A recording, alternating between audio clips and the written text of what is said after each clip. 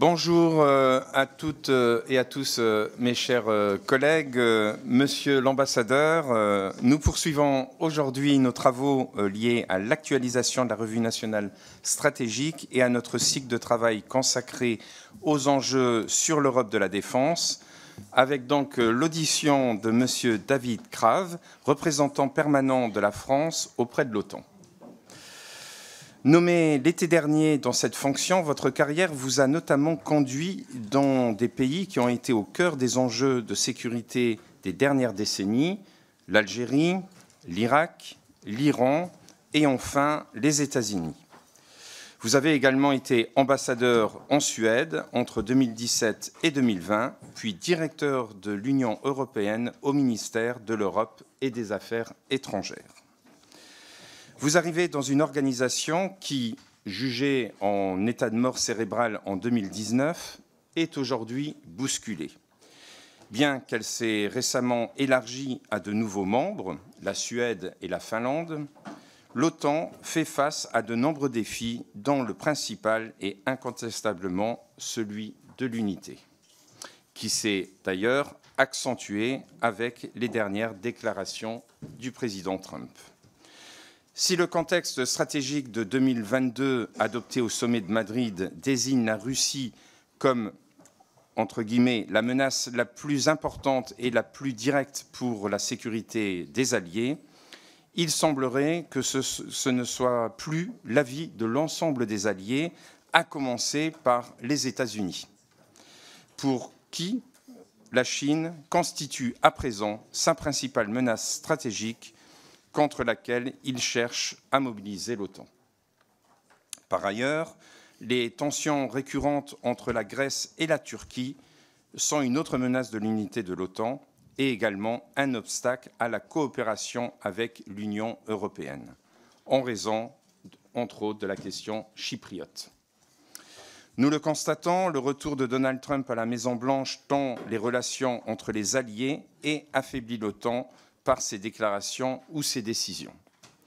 Alors que l'Europe de la défense tente de se développer, l'articulation de celle-ci avec l'OTAN est toujours un sujet de crispation. Un pilier européen de l'OTAN pourrait peut-être permettre de dépasser cette crispation.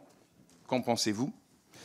La France, moteur de l'autonomie stratégique européenne, occupe une position singulière au sein de l'OTAN. À ce titre, elle a un rôle à jouer à la fois dans le renforcement de l'OTAN, mais également dans l'affirmation et la définition de ce pilier européen. Sur tous ces sujets, comme d'autres, monsieur l'ambassadeur, vous avez toute notre attention et comme vous pouvez le voir, ce matin, vous avez beaucoup de monde et tous nos collègues sont présents. Donc ça va être avec beaucoup d'attention et de plaisir que je vous cède la parole. Plaisir partagé, Monsieur le Président. Merci beaucoup, Monsieur le Président. Mesdames et Messieurs les députés, je vais en venir, je crois, très vite à l'actualité qui fait que beaucoup de lignes sont en train de changer et pourront changer rapidement.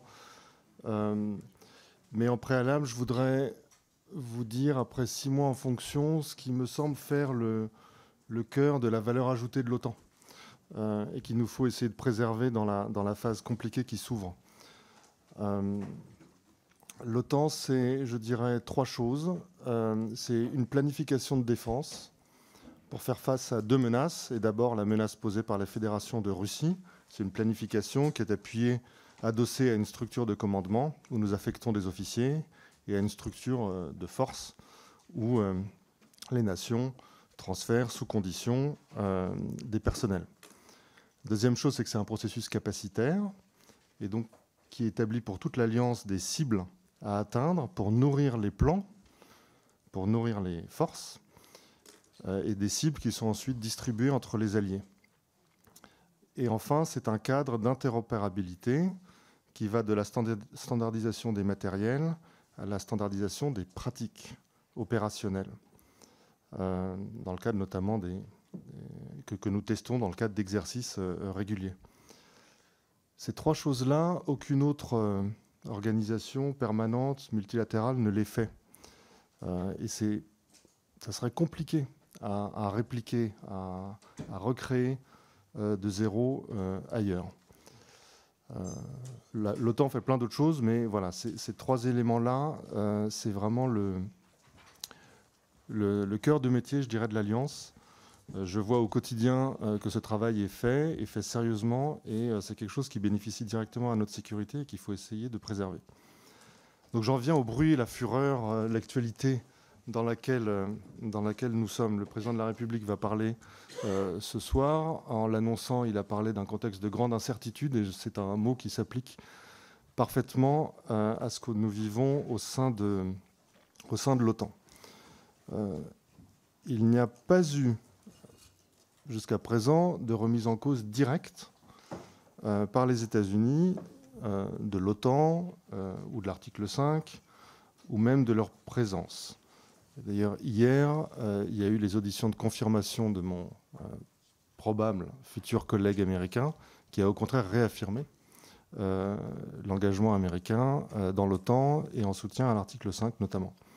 Mais il y a eu 3 remises en cause indirectes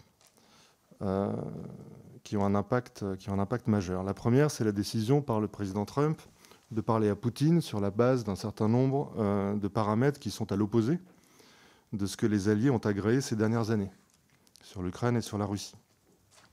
Et donc, ambiguïté sur l'intégrité territoriale de l'Ukraine, pour ne pas dire plus, rejet de son adhésion à l'OTAN, remise en cause de la légitimité du président Zelensky, remise en cause du soutien américain à l'Ukraine. Et nous voyons à l'OTAN, comme ça a été d'ailleurs préfiguré à l'ONU, que les États-Unis cherchent à gommer les langages hostiles à la Russie dans les textes de l'OTAN. Donc ça secoue. Dans une organisation qui a été conçue pour contrer la menace russe, ça secoue. Deuxième élément indirect, c'est l'affirmation par le secrétaire américain à la Défense, Pete Hegseth, quand il est venu à l'OTAN pour la ministérielle Défense, que les troupes américaines en Europe n'y resteraient pas éternellement, car elles devront se concentrer sur l'Indo-Pacifique et plus spécifiquement sur la Chine. Alors vous savez que ces troupes sont un élément essentiel de la crédibilité de l'OTAN, même si elles ne sont pas des forces de l'OTAN, qui d'ailleurs n'a pas de force en propre. Mais vous avez près de 100 000 hommes déployés par les États-Unis sous le commandement d'officiers généraux américains en Europe, officiers qui ont une double casquette, et ils ont également une casquette OTAN, à commencer par le premier d'entre eux, qui est Sakyur, le commandant suprême des forces alliées en Europe. Et donc l'idée américaine, c'est clairement que les Européens doivent s'occuper d'eux-mêmes, c'est-à-dire de la défense conventionnelle de l'Europe, pendant que les Américains, eux, s'occuperont de la Chine. Ça aussi, ça secoue dans une organisation qui est fondée sur le principe d'une coopération face à la menace russe. Le troisième élément, je dirais encore plus nouveau que les 2 précédents, c'est la prise à partie directe par les États-Unis d'un certain nombre d'alliés. Et par ailleurs la prise à partie de l'Union européenne en tant qu'organisation. Prise à partie du Canada, du Danemark sur le Groenland, de la Roumanie sur le report des élections, les prises de position concernant l'Allemagne, le Royaume-Uni, la Suède, notamment par le vice-président américain dans son discours à Munich il y a peu. Tout ça dessine un projet idéologique destiné à affaiblir le projet européen, perçu par Donald Trump comme dirigé contre les États-Unis. Ça, c'est nouveau, ça secoue aussi. Et j'ajoute qu'il y a chez beaucoup d'alliés européens une vraie forme de traumatisme à voir les développements intérieurs aux États-Unis, qu'ils jugeaient impossibles. Donc, énorme incertitude sur le degré de soutien américain à l'Ukraine, sur le degré de soutien américain aux Européens dans l'OTAN dans la durée. Ça remet en cause les convictions des atlantistes. Ça remet en cause aussi, à vrai dire, celle des sceptiques vis-à-vis de l'Alliance, parce que les atlantistes et les sceptiques avaient de commun de considérer que les États-Unis étaient très attachés. Les uns le déplorent, les autres s'en félicitaient, à l'Alliance. Donc incertitude, ça n'est pas certitude. On ne doit pas, par conséquent, renoncer à influencer les décisions américaines. Beaucoup de ces décisions ne sont pas prises, ou sont confuses, ou ne sont pas même vraiment conceptualisées. Et donc, il faut parler à l'administration américaine, en commençant par le niveau le plus important, qui est celui du président Trump. Et vous voyez que c'est évidemment ce qu'on fait sur l'Ukraine, mais pas seulement. Mais le simple fait qu'il y ait une telle incertitude, en soi, c'est déjà un élément nouveau qui entraîne deux grandes séries de conséquences. La première, c'est, vous l'avez dit, Monsieur le Président, le thème de l'autonomie stratégique des Européens. Ce thème-là progresse. Il est un peu dommage qu'il ait fallu attendre un choc de cette ampleur pour que les esprits évoluent. C'était peut-être inévitable parce que la situation antérieure était une situation qui convenait, pas à la France, mais à la grande majorité des alliés européens. La situation antérieure, c'était une situation où ils recevaient des États-Unis quelque chose de très coûteux, qui était la garantie de leur sécurité, en échange de quelque chose qui ne leur coûtait pas beaucoup, qui était un alignement politique assez large sur les Américains. Et d'ailleurs, pendant des décennies, les pays qui étaient les plus en soutien politiquement de la relation transatlantique étaient aussi ceux qui dépensaient le moins pour leur défense. Et cette corrélation n'est pas contradictoire, elle est en fait tout à fait logique. Il y avait, et sur ce point, les Américains d'administration en administration n'avaient pas tort, il y avait une sorte de phénomène de passagers clandestins. Donc aujourd'hui, on est vraiment dans une situation complètement différente. Il y a une prise de conscience générale qu'il faut faire émerger l'Europe comme puissance. Le débat est rouvert. Il est en Allemagne, où vous avez vu les déclarations très importantes de Friedrich Merz au soir de son élection. Vous avez vu la lettre que la présidente von der Leyen a diffusée en amont du Conseil européen qui se réunira demain. Là aussi, on voit qu'il y a vraiment un changement de paradigme, comme on dit. Et donc, bonne nouvelle d'un point de vue français, parce que nous avons poussé ce thème de l'autonomie stratégique dans une certaine solitude pendant des années. Et là, nous avons un espace pour le faire, je pense sans forfanterie. Au contraire, avec une certaine gravité, parce que ce nouveau contexte signifie des remises en cause douloureuses pour les autres, mais à vrai dire aussi pour nous-mêmes. Si on va au fond des choses, réduire notre dépendance aux États-Unis va nécessiter d'augmenter nos moyens dans des proportions qui nécessiteront de renforcer les solidarités et les interdépendances entre les Européens. Et cette question-là, jusqu'où sommes-nous prêts à compenser une solidarité transatlantique défaillante par une solidarité européenne renforcée? C'est une question très très politique d'ailleurs, mais qui est devant nous et qui nécessitera de faire un certain nombre, je pense, d'arbitrages. C'est des choses que vous allez évidemment regarder dans le cadre de la revue de la révision de la revue stratégique. Est-ce que nous estimons que la solidarité et la communauté de destin entre Européens reposent sur des fondements philosophiques, historiques, culturels, économiques plus profonds que ceux que nous avions sur le plan transatlantique, et jusqu'où nous jouons ce jeu-là, de la solidarité européenne et des dépendances mutuelles consenties. La deuxième série de conséquences, qui est plus directement de mon ressort que ce que je viens de décrire, qui encore une fois est très, très politique, c'est les traductions concrètes d'une Europe stratégiquement autonome. Comment construire cette autonomie ? Il faut, je dirais, plus d'hommes, plus de matériel, plus interopérable, mieux entraîné, avec des plans crédibles qui dissuadent nos adversaires. Donc si je déroule un peu, plus d'hommes, c'est un défi partout, dans toutes les armées de l'Alliance.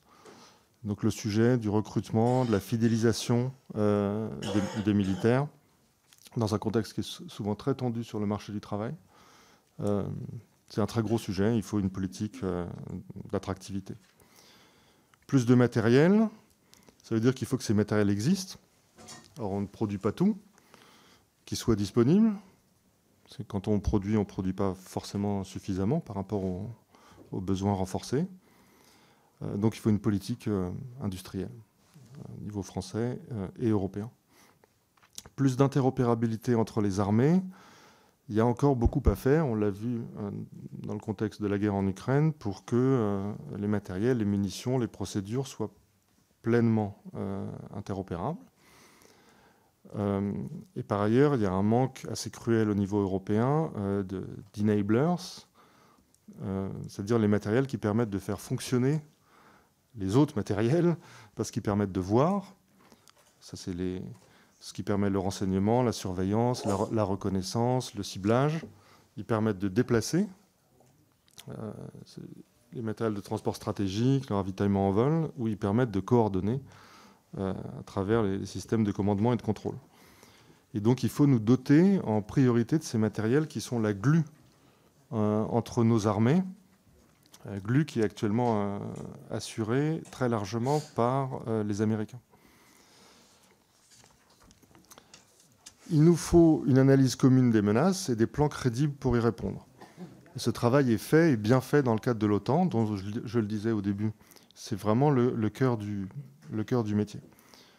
Et donc l'enjeu, c'est que l'éventuel désengagement des Américains et la montée en puissance des Européens se fassent dans des conditions qui préservent la possibilité et la crédibilité de ces plans. Pour tout ça, il faut plus de financement, public et privé, au niveau national et au niveau européen. Vous savez beaucoup mieux que moi quel défi politique ça représente. Mais si on considère qu'on entre dans la période la plus dangereuse depuis la guerre froide, on ne va pas la gérer avec la moitié du coût que nous avons dépensé en moyenne pendant la guerre froide. Un dernier mot avant ma conclusion. Il nous faut plus de recours à l'innovation qui peut nous aider face au double goulot d'étranglement industriel et financier. Et vous avez auditionné, je crois, l'amiral Vendier, qui fait un travail remarquable comme commandant suprême pour la transformation, qui vous a présenté la révolution en cours dans les affaires capacitaires et les possibilités que l'innovation offre pour avoir de la masse relativement rapide à des coûts relativement faibles, en complément des grandes plateformes qui resteront bien sûr nécessaires.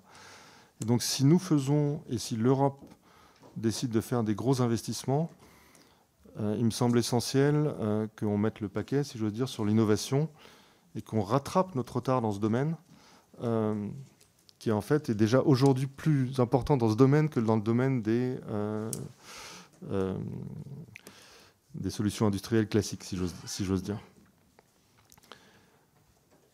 Donc en conclusion, je voudrais pointer deux éléments pour essayer d'être complet. Il y en a un que je mentionne un peu pour mémoire parce qu'il n'est pas directement de mon ressort et nous ne souhaitons pas avoir cette discussion dans le cadre de l'OTAN, c'est la dimension nucléaire. Mais évidemment, elle est très présente. Je veux dire que tout en réclamant un transfert de charge conventionnel, les Américains n'ont à ce stade jamais mentionné aucune remise en cause de leur garantie nucléaire. Mais enfin, on voit bien que là aussi, il peut y avoir des impacts au moins indirects sur cette question-là, ce qui justifie d'avoir un débat entre Européens sur ce sujet. C'est intéressant que le probable chancelier allemand l'ait proposé, et vous avez vu que le président de la République a répondu qu'il était ouvert, et pour cause, puisque nous proposons un tel débat depuis des années. Et le dernier élément, c'est pour revenir à l'Ukraine. Tout ce qui coûte cher coûtera encore plus cher si l'Ukraine doit subir un accord léonin. Parce qu'une Ukraine fragile, c'est une sécurité dégradée pour les Européens, et donc c'est une nécessité de renforcer encore plus notre posture, et donc c'est un coût très fortement, très nettement supplémentaire. Et c'est pour ça que dans toutes les incertitudes du moment, c'est vraiment sur l'Ukraine qu'on est extrêmement actif, comme vous l'avez vu, notamment avec le déplacement du président de la République à Washington. Je vous remercie. Merci beaucoup, Monsieur l'ambassadeur, pour ce propos liminaire. Nous avons énormément de questions et c'est tout à fait normal. Et nous allons donc commencer par nos orateurs de groupe. Et nous commençons par Julien Limongji pour le Rassemblement national, pour 2 minutes. Monsieur l'ambassadeur, le monde semble redécouvrir ces derniers jours que les États-Unis, quelle que soit l'administration au pouvoir, ont un tropisme isolationniste. Certains en profitent pour sortir leur projet chimérique d'Europe de la défense. Entre l'alignement sur Washington et les lubies fédéralistes, la voix de la France s'est historiquement distinguée par son indépendance, garantie notamment par sa dissuasion nucléaire. Or, certaines propositions récentes évoquent une mise en commun de cette force au sein d'une hypothétique défense européenne. Nous le disons avec la plus grande clarté, la dissuasion nucléaire française ne saurait être ni partagée, ni même diluée. Elle est le socle de notre autonomie stratégique et doit le rester. À l'inverse, la France a toujours fait le choix d'une industrie de défense souveraine et d'un modèle militaire autonome, fidèle à l'héritage du général de Gaulle. Pourtant, la question de l'interopérabilité se pose aujourd'hui avec acuité, alors que la quasi-totalité des pays européens ont opté pour du matériel militaire américain au détriment des équipements européens.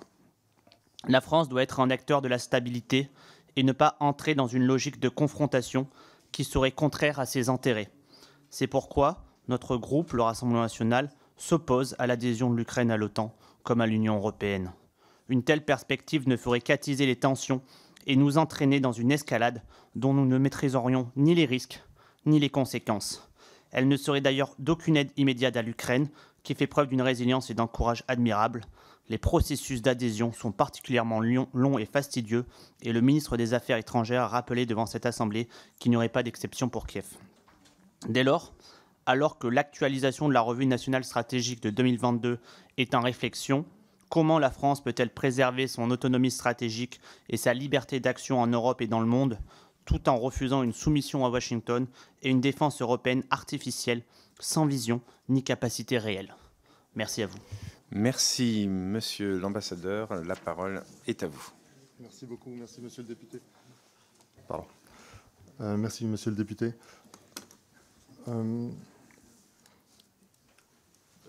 Je dois dire que je ne me sens pas particulièrement soumis ni contraint dans mon activité quotidienne d'ambassadeur à l'OTAN. Et c'est une belle chose d'être capable à l'OTAN de dire oui et de dire non. Et je reconnais que pour beaucoup de mes collègues, c'est souvent beaucoup plus facile de dire l'un que l'autre. Mais nous, on a cette possibilité-là.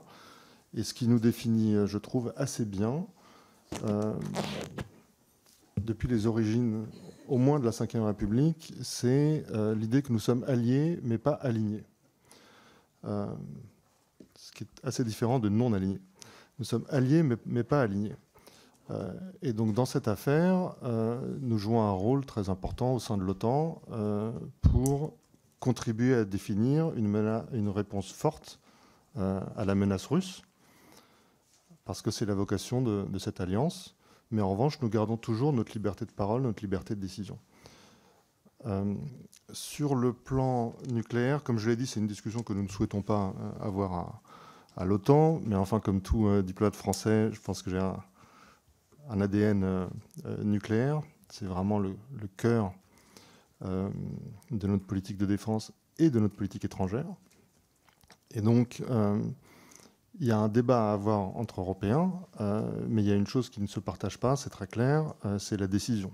Et donc, il n'est pas question de ça, il est question de voir ce que signifie la dimension européenne de nos intérêts vitaux, qui a été exprimée par le président de la République, mais aussi un certain nombre de ses prédécesseurs.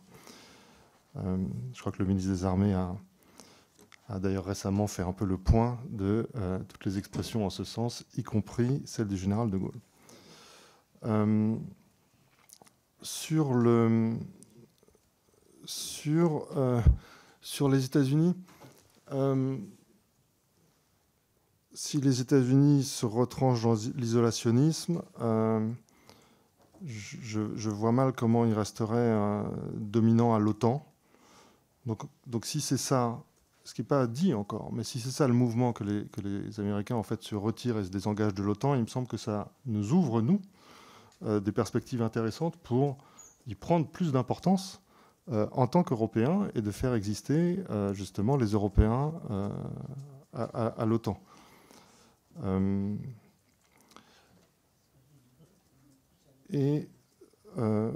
Ah oui, et puis il y avait un volet industriel. Peut-être revenir sur le nucléaire, l'autonomie stratégique. Si vous regardez notre stratégie militaire, vous avez une chose que nous devons être capables de faire seuls, si nécessaire, c'est la sanctuarisation du territoire national. Mais en revanche, le reste, il est dans notre stratégie militaire d'être capable de le faire en coalition. Nous avons besoin des autres, pas pour notre survie, et ça c'est une différence forte avec la plupart des autres alliés européens qui ont besoin de l'OTAN pour leur survie. Nous n'avons pas besoin de l'OTAN pour notre survie, mais nous en avons besoin. En tout cas, nous avons besoin d'être capables de travailler avec les autres pour assurer notre sécurité à travers des coopérations et l'interopérabilité dont nous avons parlé. Et il faut que ça soit adossé à une industrie européenne. Nous pensons fermement que si l'Europe développe un grand programme d'investissement dans la défense, elle doit évidemment le faire avec une forte préférence européenne. Il n'est pas question de recréer par ce biais les dépendances qu'on essaie de réduire par ailleurs. Merci. Merci, Monsieur l'Ambassadeur. La parole est pour 2 minutes à Natalia Pouzireff pour le groupe Ensemble pour la République. Merci, Monsieur le Président, Monsieur l'Ambassadeur Sfar. Tout d'abord, au nom du groupe Ensemble pour la République, permettez-moi de vous remercier pour ce discours franc et clair sur le plan politique. Alors, chaque jour, effectivement, apporte une marque supplémentaire du désintérêt de l'administration Trump pour la sécurité de l'Europe et pose de manière inédite la question de l'avenir de l'OTAN. De fait, les dernières évolutions, le rapprochement entre Moscou et Washington, la posture inamicale vis-à-vis des alliés occidentaux, l'accueil insultant réservé au président Zelensky et maintenant la suspension de l'aide militaire à l'Ukraine donnent l'impression d'assister à un renversement d'alliance. L'OTAN est l'organisation la plus opérationnelle pour la défense collective en Europe, vous l'avez dit, en termes de commandement, d'organisation, d'interopérabilité, et elle est dotée de plans de défense régionaux spécifiques pour repousser une attaque russe.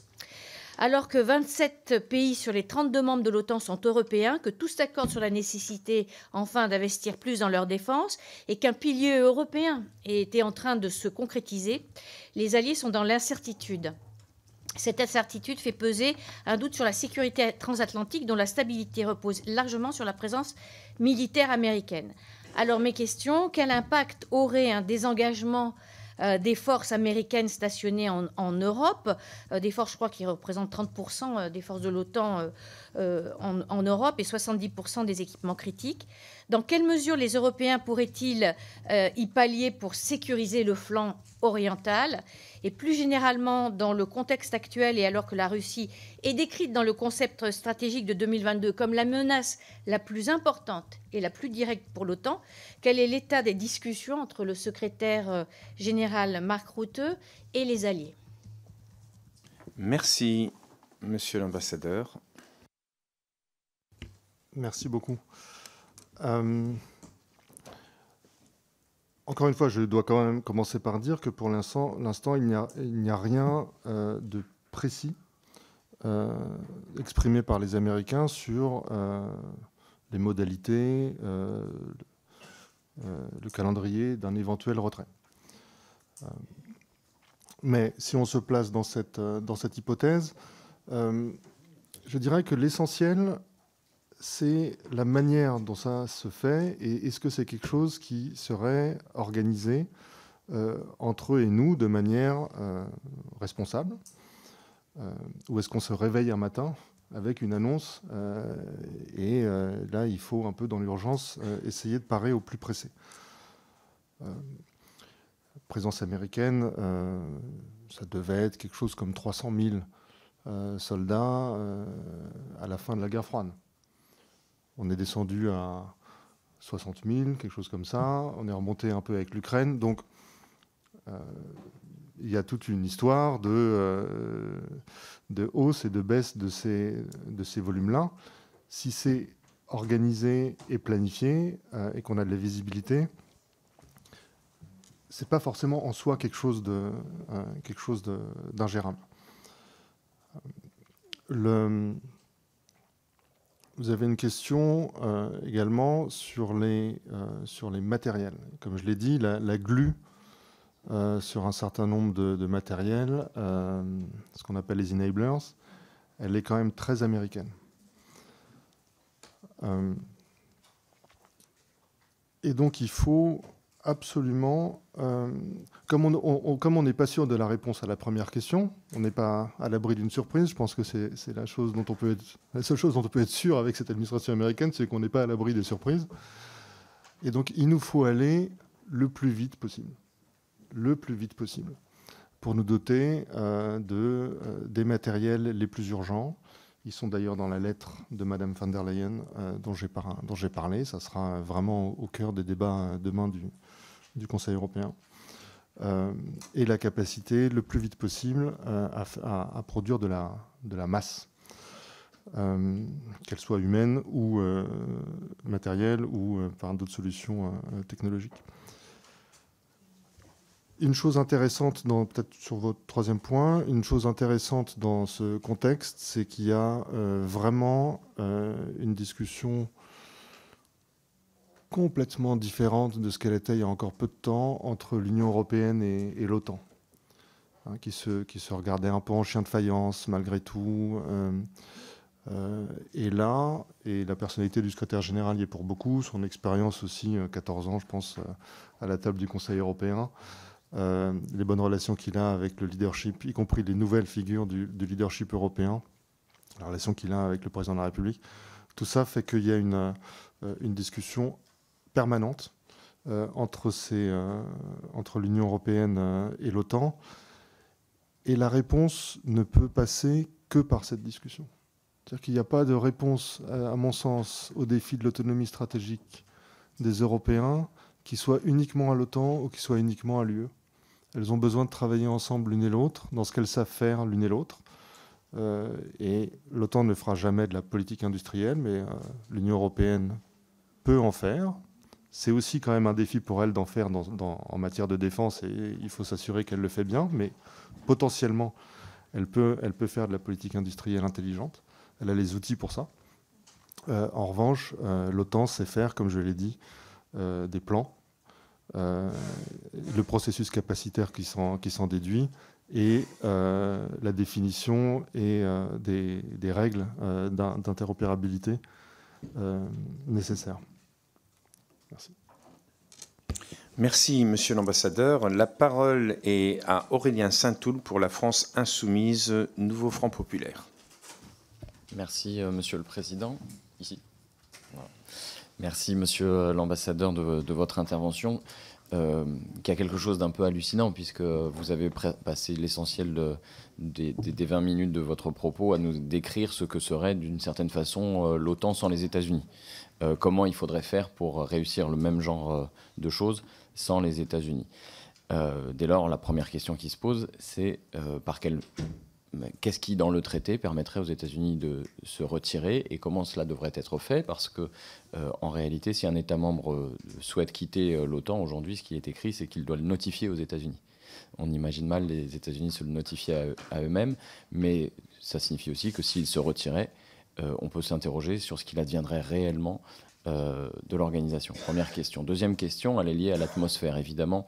La façon dont l'administration agit et la façon dont, par exemple, M. Vance a souffleté les Européens au visage il y a peu de temps, a suscité de l'émoi. Néanmoins, pour avoir été à Bruxelles immédiatement après, dans le cadre de l'Assemblée parlementaire de l'OTAN, avec quelques collègues ici présents, on n'a pas noté que cet émoi soit tel que la plupart des États représentés aient montré une vraie volonté de s'émanciper. À peine un parlementaire canadien a-t-il eu des mots un peu durs à l'égard de l'administration américaine. Si bien que dans le contexte, et connaissant le goût du chantage en fait de M. Trump, on est fondé à se demander s'ils ne seront pas prêts tout simplement à mettre la main au porte-monnaie et à payer les 5% espérés par M. Trump. C'est donc la deuxième question. Qu'adviendrait-il de l'OTAN si les uns et les autres décidaient de payer 5% ? Et est-ce que ça n'est pas ça tout simplement l'issue du bras de fer qui est entamé ? Et puis, dernière observation, évidemment, l'Union européenne n'est pas dotée de la compétence pour la politique de défense. Combien de temps va-t-on choisir d'outrepasser les traités sans se mettre en conformité avec eux ? Monsieur l'ambassadeur. Merci beaucoup. Sur le premier point, encore une fois, on n'a pas pour l'instant d'indication que les États-Unis souhaiteraient quitter le traité. Ils en sont dépositaires, donc c'est normal que c'est à eux qu'un retrait soit notifié. Le problème juridique dans cette hypothèse serait plutôt interne aux États-Unis, où il y a, semble-t-il, un débat sur les prérogatives présidentielles. Est-ce que le président peut décider de sortir de ce traité, ou a-t-il besoin, comme de l'accord du Congrès, qui d'ailleurs a fait évoluer les règles, et donc pour avoir un vote aux 2/3 du Congrès pour l'approuver. Il y a un petit débat de leur côté là-dessus. Mais enfin, pour l'instant, ça n'est pas ce qu'ils disent. Ils disent même l'inverse. Ce qui ne veut pas dire qu'il n'y a pas bien d'autres manières qu'un retrait pour eux d'affaiblir l'OTAN ou la crédibilité de leur soutien à l'OTAN. Je crois que j'en ai parlé. La volonté européenne de s'émanciper,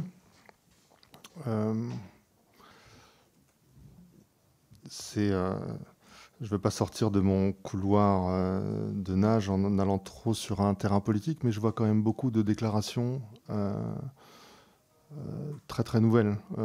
J'ai mentionné celle de Friedrich Merz. Je n'aurais pas cru, moi, que dans ma carrière diplomatique, je verrais un chancelier potentiel allemand parler de l'indépendance, même pas l'autonomie stratégique, l'indépendance européenne comme objectif à terme de sa politique.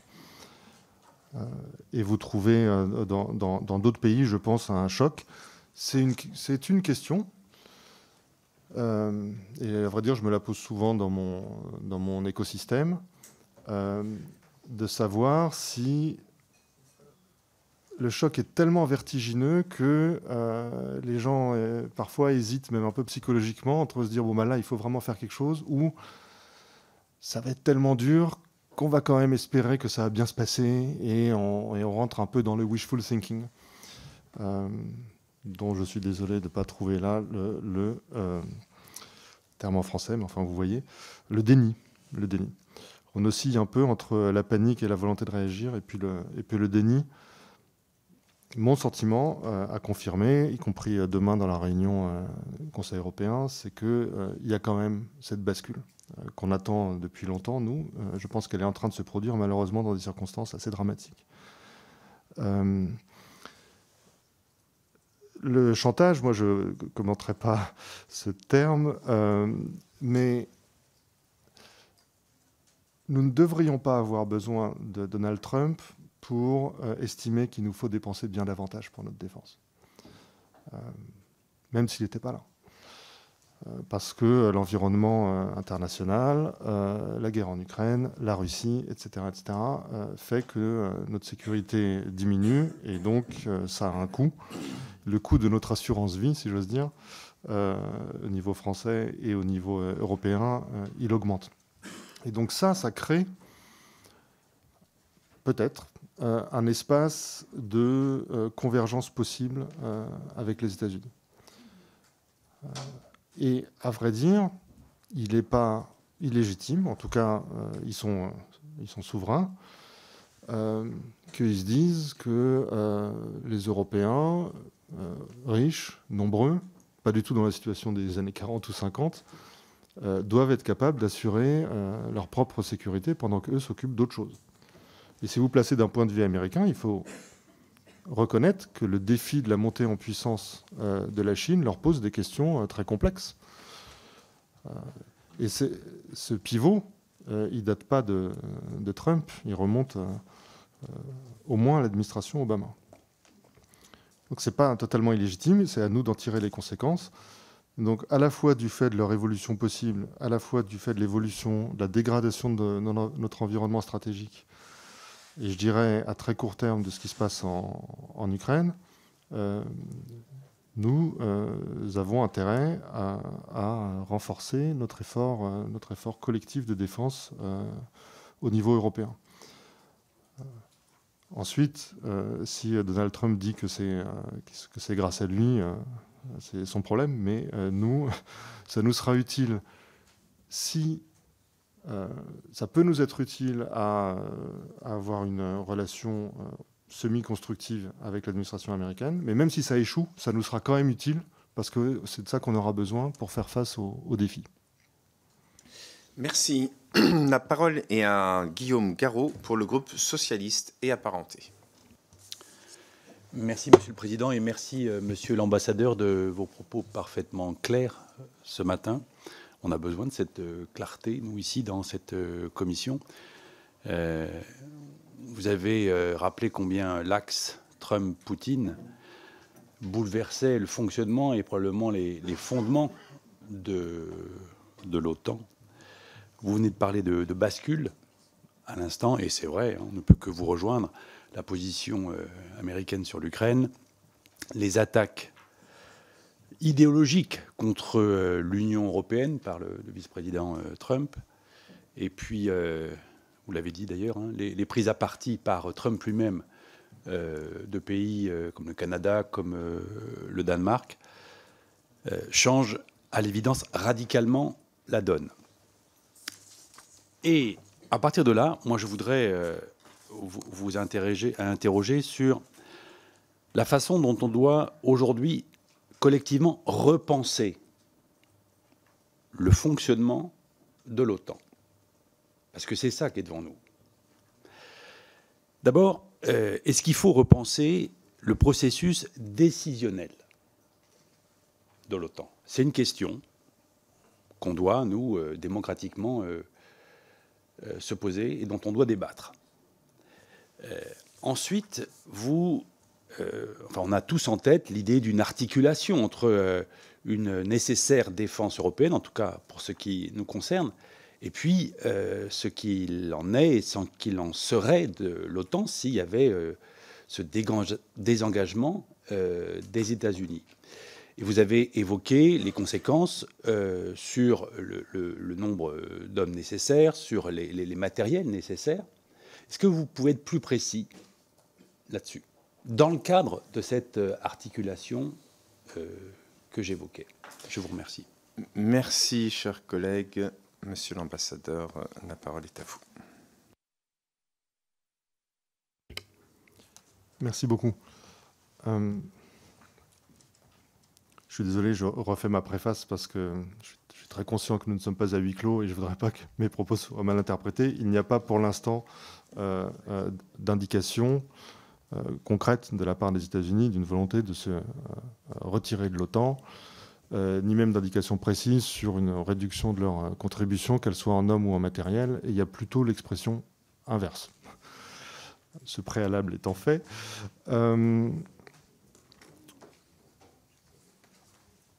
nous souhaitons que les Européens montent en puissance, qu'ils le fassent à titre national, qu'ils le fassent dans ce cadre européen et qu'ils le fassent dans le cadre de l'OTAN.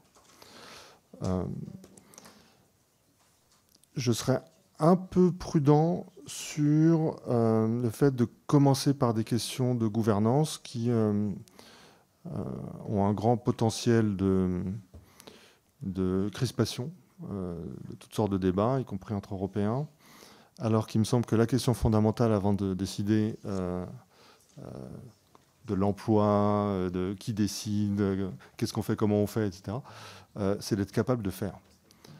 Et donc, avant tout, il nous faut des moyens, des matériels, une capacité à les faire fonctionner ensemble, une analyse commune des menaces, etc. Quand on aura construit ça, on verra si on emploie ça dans un cadre OTAN, dans un cadre UE, dans un cadre ad hoc. en fonction des priorités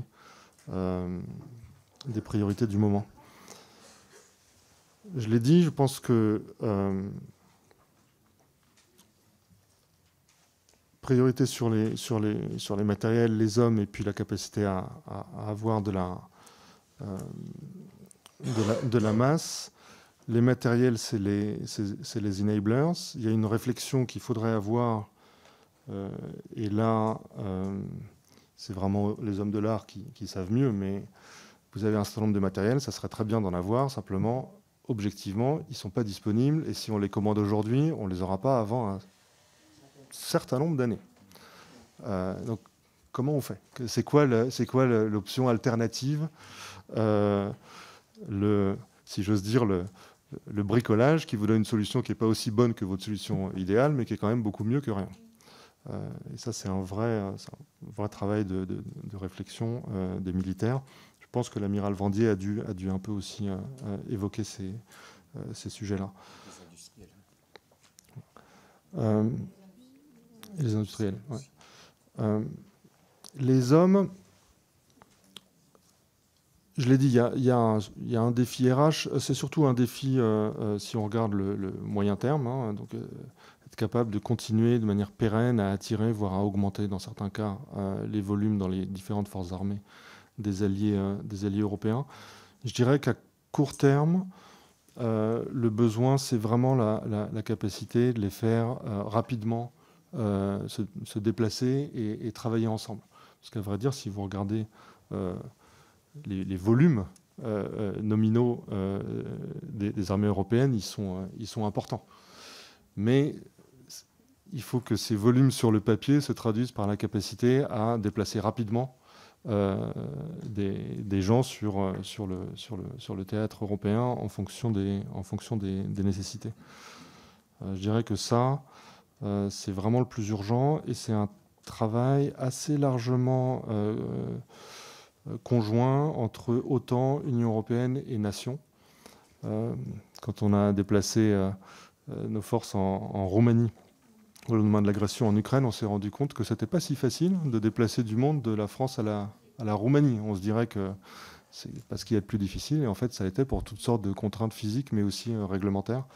Et donc là, je pense que dans les éléments à vrai dire, de consensus sur le fait qu'il faut aller très vite, il faut lever tous ces obstacles pour qu'on puisse rapidement déplacer ce qu'on a. Merci beaucoup. La parole est à Jean-Louis Thiriot pour le groupe Droite républicaine. Merci, Monsieur le Président. Monsieur l'Ambassadeur, vous avez très clairement rappelé le rôle essentiel de l'OTAN, planification capacitaire, interopérabilité. Notre groupe veut insister, avant de vous poser quelques questions, sur 2 points.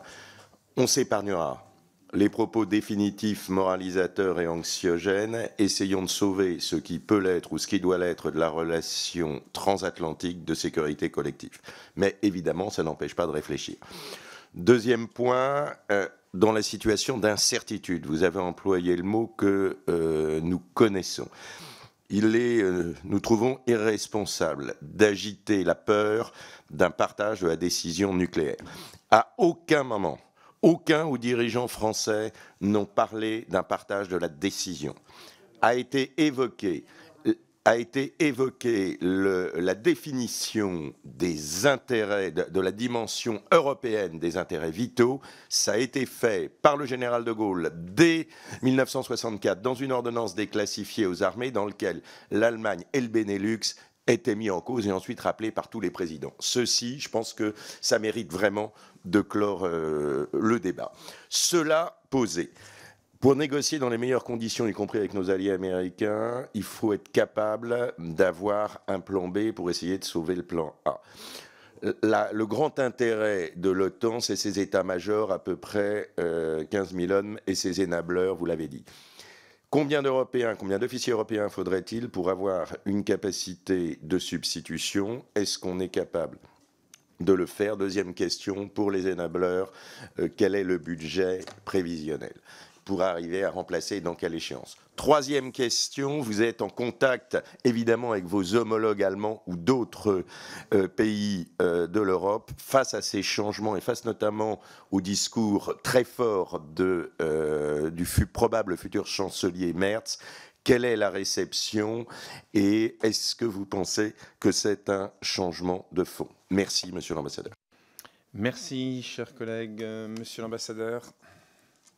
Merci. Merci beaucoup. Je crois que la définition que vous avez donnée, c'est-à-dire pas être moralisateur mais réfléchir, décrit très bien le moment et ce que doit être notre priorité. Il faut réfléchir à un plan B. Pour être franc, le simple fait d'avoir cette réflexion inquiète parfois certains de nos alliés qui ont peur qu'elle soit autoréalisatrice et qu'en donnant trop le sentiment aux Américains qu'on est prêt à réfléchir à ce qu'on ferait sans eux, on accélère un retrait qu'ils n'ont pas encore décidé. Et je pense qu'il faut l'entendre. Encore une fois, nous sommes dans la situation singulière que nous ne partageons qu'avec les Américains au sein de l'Alliance, de ne pas voir l'Alliance comme notre condition de survie. Pour les autres, c'est le cas. Et donc même quand parfois on est un peu agacé, peut-être, par une certaine prudence, je pense qu'il faut l'entendre. Après tout, si on parle de solidarité européenne, c'est aussi être capable de nous mettre un peu à leur place. Donc réfléchissons absolument à ce scénario, mais ne le présentons pas comme quelque chose d'inévitable ou de souhaitable, parce qu'à vrai dire, on ne sait pas si, comment, quand ça va se dérouler. Une des raisons pour lesquelles il y a un vertige de beaucoup d'alliés, c'est qu'on raisonne en termes de substitution. Et on se dit, si les Américains retirent leurs hommes et leur matériel, il va falloir remplacer un homme par un homme, un avion par un avion, une batterie antiaérienne par une batterie antiaérienne. On fait la liste de tout ça et là on se dit, c'est tellement colossal que c'est impossible et que donc on ne va pas le faire. Et sur ce chemin, à la fin, vous vous dites que finalement, vous allez plutôt mettre la pression sur M. Zelensky que sur M. Trump. Vous voyez.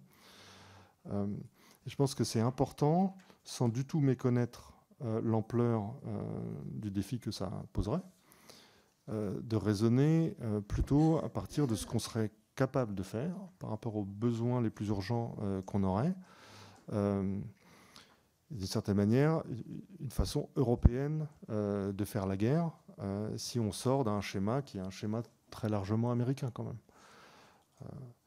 Je pense que nous sommes, vous connaissez ces questions mieux que moi en réalité, mais je pense que nous sommes assez bien placés avec notre histoire et notre culture militaire pour être ceux qui conçoivent une manière européenne de faire la guerre, qui préserve ce que l'OTAN nous apporte, qui est en fait notre langage commun, comme on a continué à parler latin après l'effondrement de l'Empire romain. Il faut préserver ce langage commun, c'est compliqué de le recréer autrement, il faut préserver les procédures, il faut préserver tout ce qui permet un peu cette interaction, cette fluidité et cette glu. Mais il faudrait, dans l'hypothèse que vous soulevez, faire autrement. Et donc probablement avec aussi moins de monde dans les états-majors. Je dois dire que nous sommes déjà un peu frappés par la tendance de l'OTAN à avoir des états-majors fort nombreux. Quand on regarde le nombre de gens qu'il y a au CPCO et ce qu'ils font de remarquable, et qu'on compare avec certains états-majors de l'OTAN, parfois on se dit qu'il y a un peu de marge, et d'ailleurs c'est un point que je fais très régulièrement au sein de l'Alliance. Et un petit peu la même chose sur les enablers. Donc, quand on fait cet aspect, les chiffres sont vraiment compliqués à manier, mais il y a des estimations que si l'Europe devait substituer à tout ce que les Américains retirerait dans une hypothèse extrême, on serait à nettement plus de 5% de dépenses. Mais vraiment, je pense qu'il ne faut pas raisonner comme ça et raisonner à partir de qu'est-ce qu'on est capable de faire dans les délais les plus rapides, ce qui veut dire réfléchir à tout ce qui permet d'accélérer ces délais, et à partir de là, qu'est-ce qu'on en déduit comme stratégie militaire suffisante. Merci beaucoup. Merci, Monsieur l'ambassadeur. Et peut-être pour compléter votre propos, ne pas oublier aussi qu'est-ce que c'est que la menace russe aussi. Enfin, ce n'est pas non plus ces 143 000 millions de personnes, nous sommes 450 millions. Enfin, c'est aussi, il faut relativiser. On n'a peut-être pas besoin tout ce que avaient besoin les États-Unis, quoi. Si je peux, juste là-dessus, Monsieur le Président, ce point très juste. Un des éléments regrettables dans la situation actuelle, il y en a beaucoup, c'est que on donne à la Russie une importance qu'elle n'a pas en vérité. C'est pas particulièrement impressionnant que la Russie en soit là où elle en est au bout de 3 ans de guerre. Merci, Monsieur l'ambassadeur. La parole est à Catherine Hervieux pour le groupe écologiste et social.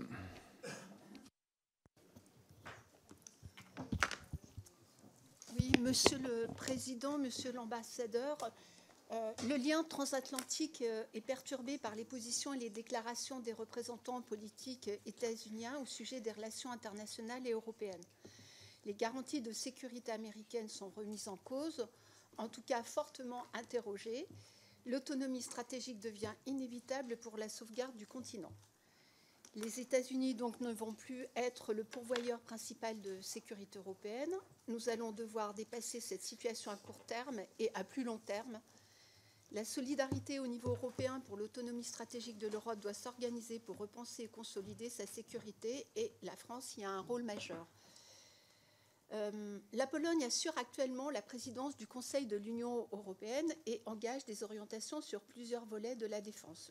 Le premier objectif porte sur le débat sur le financement de la défense dans l'Union et l'augmentation des dépenses pour maintenir la défense à un niveau adapté aux menaces hybrides. La montée en puissance des Européens dépend de financements publics et privés, du développement et du renforcement de l'innovation en matière de recherche et développement.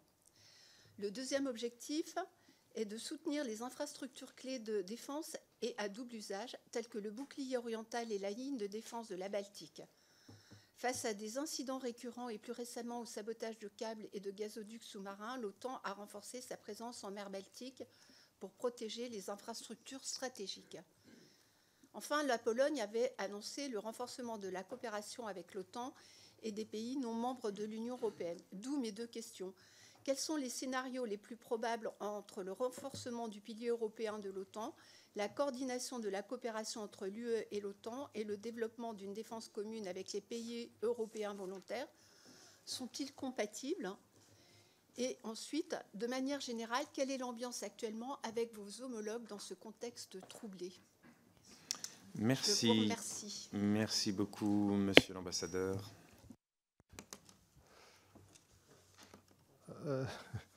L'ambiance est très particulière. C'est probablement le seul ambassadeur de France dans l'histoire de l'OTAN qui reçoit régulièrement ses collègues qui viennent chercher du réconfort.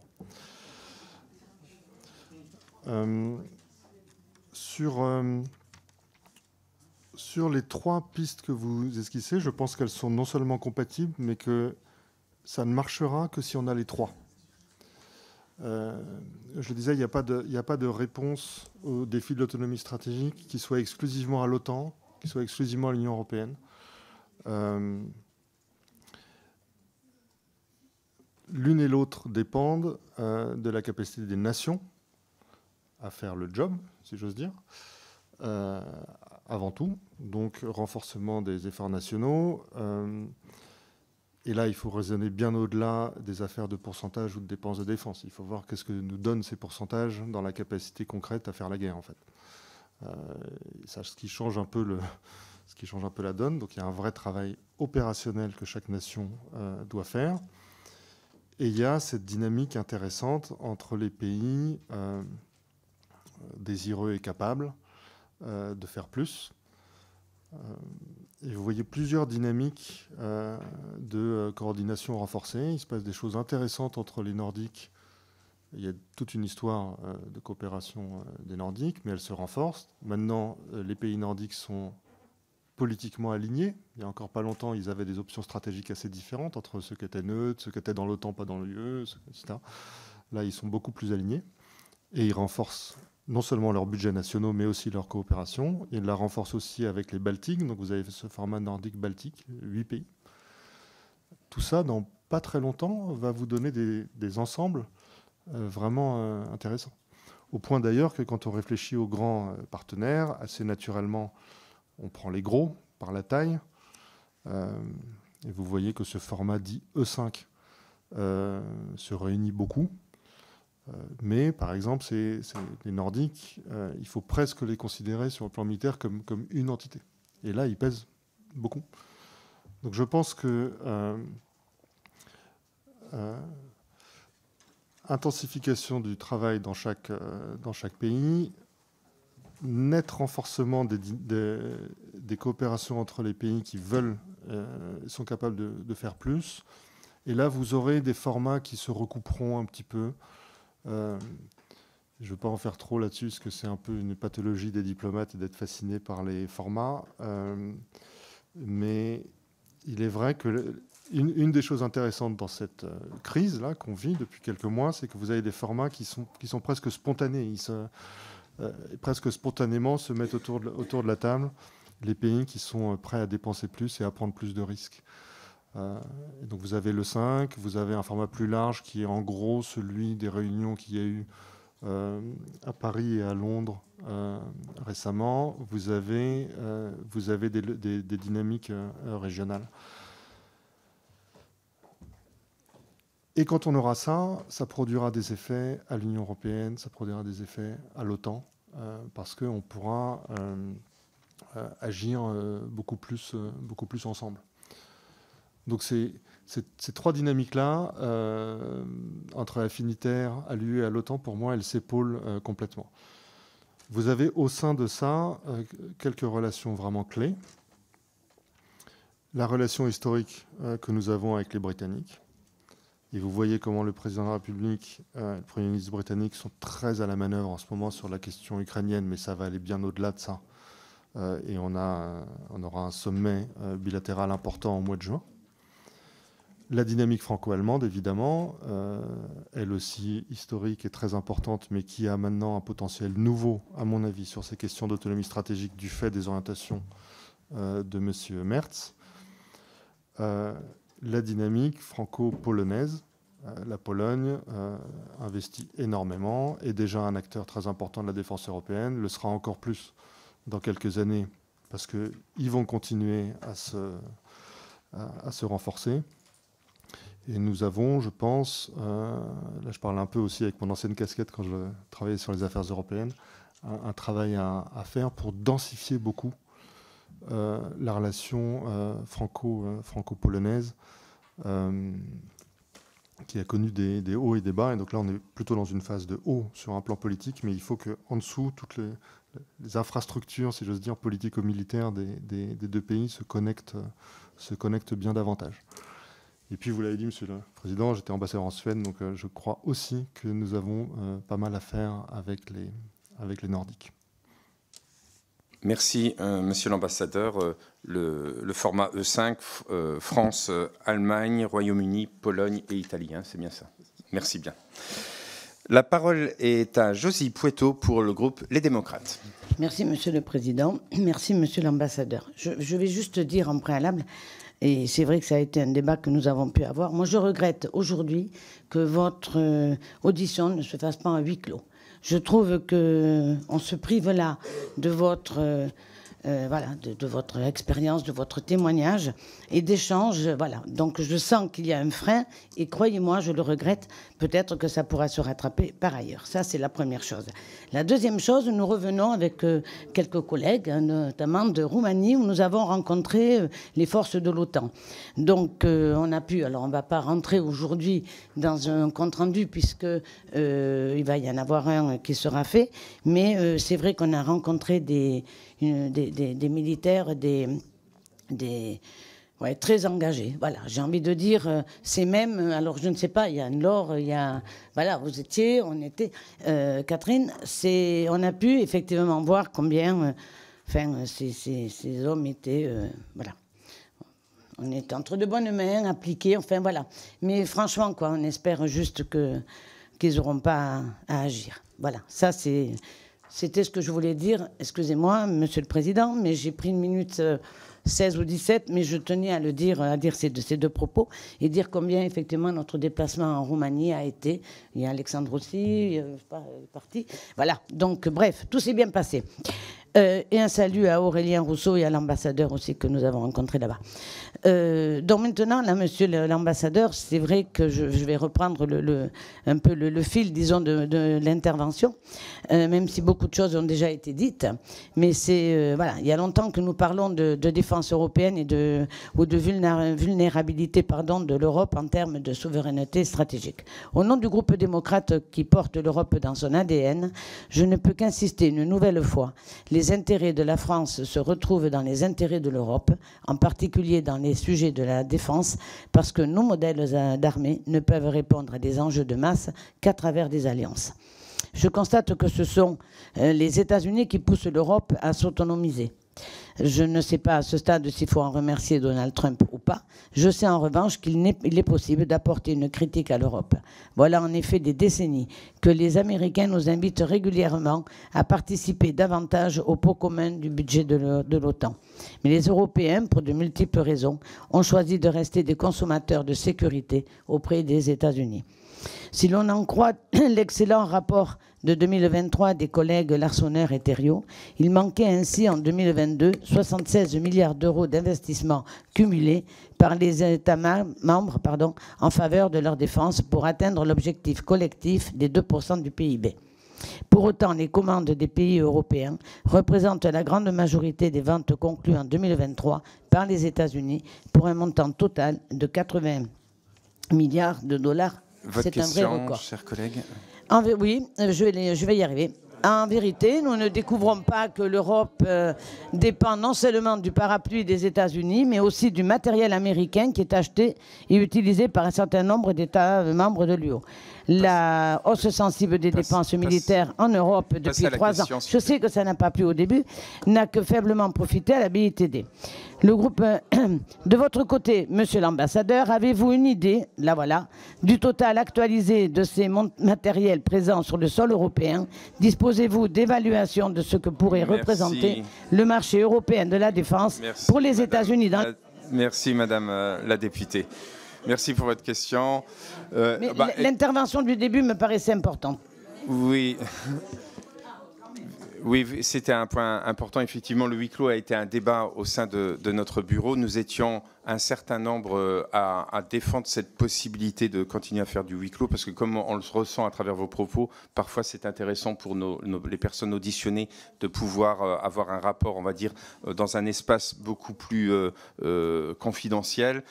Certains membres du bureau, donc, dont je tairai les noms, mais si, ceux qui souhaitent pourront se renseigner, qui ne voulaient pas qu'il n'y ait plus de huis clos, et donc, ou le moins possible. Et donc, du coup, c'est ce qui fait que vous êtes auditionné sans le huis clos. Mais vous avez entièrement raison, chers collègues, c'est un véritable sujet.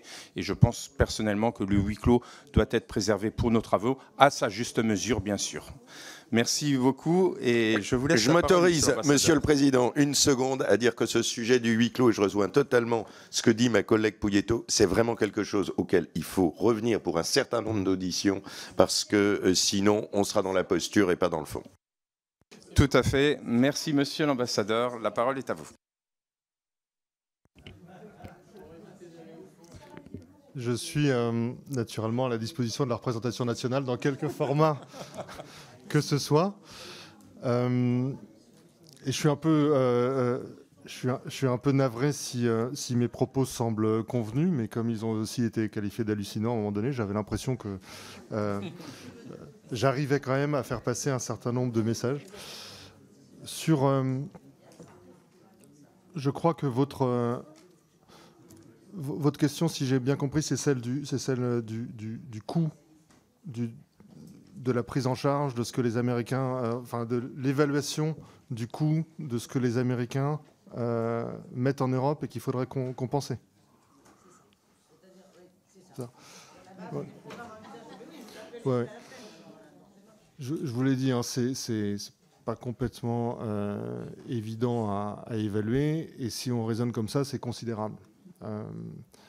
Et c'est pour ça que je disais, en réponse à M. Thiriot, qu'il vaut mieux, à mon avis, réfléchir non pas à ce monde idéal, je ne sais même pas d'ailleurs s'il serait idéal, dans lequel l'Europe serait capable de remplacer trait pour trait tout ce que les Américains mettent sur le théâtre, mais de réfléchir à la manière dont nous pourrions, de manière rapide, crédible, réaliste, avec des moyens supplémentaires, évidemment, on n'échappera pas à ça, assurer une défense suffisante.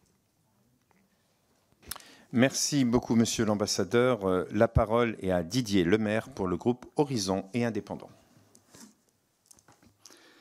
Merci, Monsieur le Président, Monsieur l'ambassadeur. Puisque la discipline n'est pas un gros mot, je vais tenter de rester sur le temps imparti pour ma question et aller à l'essentiel. Depuis quelques jours, les pays européens membres de l'OTAN sont confrontés à un changement radical de leur architecture de défense. Beaucoup contestent sur l'engagement américain à protéger ces derniers d'une attaque au titre de l'article 5 du traité de l'Atlantique Nord. Or, aujourd'hui, ce parapluie américain n'est plus garanti. Pour la France, ce changement nous surprend peut-être moins que d'autres. Depuis 2017, la France, par la voix du président de la République, appelle à renforcer l'autonomie stratégique de l'Europe et la souveraineté industrielle du continent en matière de défense. C'est avec le président de la République que nous avons fait adopter en 2023 une loi de programmation militaire qui a grandement contribué à la montée en puissance de nos armées. Force est de constater que nous avions raison sur ce point, et raison parfois à rebours de nos partenaires européens, prompts à asseoir leur économie sur les dividendes de la paix. Alors, dès la revue stratégique de 2022, nous parlions d'une position d'équilibre entre notre rôle de bon élève au sein de l'OTAN et la nécessaire émergence d'une défense européenne. Mais aujourd'hui, ce n'est plus un équilibre, mais une véritable bascule qu'il faut opérer en faveur de l'Europe et de la défense. Dans cette logique de bascule en faveur d'une défense européenne, je voudrais vous demander, Monsieur l'ambassadeur, comment la France agit au sein de l'OTAN pour créer un pilier européen capable d'influencer la marche de l'Alliance. Je vous remercie. Merci beaucoup, chers collègues. Monsieur l'ambassadeur, la parole est à vous. Merci beaucoup. C'est une question qui se pose d'une manière complètement nouvelle depuis quelques semaines. Jusqu'à il y a quelques semaines, notre position à l'OTAN, elle était, ça a été dit, singulière, reconnue comme un des principaux partenaires, gros contributeur de sécurité, mais régulièrement, j'ai eu l'occasion de le faire déjà plusieurs fois en 6 mois, en décalage par rapport à la tendance dominante, souvent sur le plan politique, à amener l'organisation sur tout un tas de terrains qui ne nous conviennent pas. On n'était pas, comme on l'est à l'Union européenne, dans le barycentre, dans le cœur des équilibres politiques. Et spontanément, les gens ne regardent pas la France à l'OTAN pour lui dire « qu'est-ce que vous proposez ?» Ce qui arrive tous les jours à l'Union européenne. Là, depuis quelques semaines, la donne est un peu différente. Il y a réellement un appétit pour beaucoup plus de concertation européenne au sein de l'OTAN. C'est très net. C'est assez nouveau. Jusqu'alors, le fonctionnement était un peu en roue de vélo, c'est-à-dire qu'il y a une tendance à l'OTAN de chacun à parler aux États-Unis et plus que n'importe quel autre partenaire. Là, pour l'instant, on est dans une ambiance un peu différente. La France a eu raison, je crois que c'est vrai. C'est d'ailleurs dans un certain nombre d'articles. Il faut qu'on en soit conscient, et je pense qu'il ne faut pas trop qu'on le dise, parce que, comme dans nos vies privées, quand un ami est dans la difficulté, il n'a pas besoin trop d'entendre qu'on lui avait prédit ça et qu'en fait, il aurait dû nous écouter. Ils attendent de nous des solutions, ou en tout cas des pistes.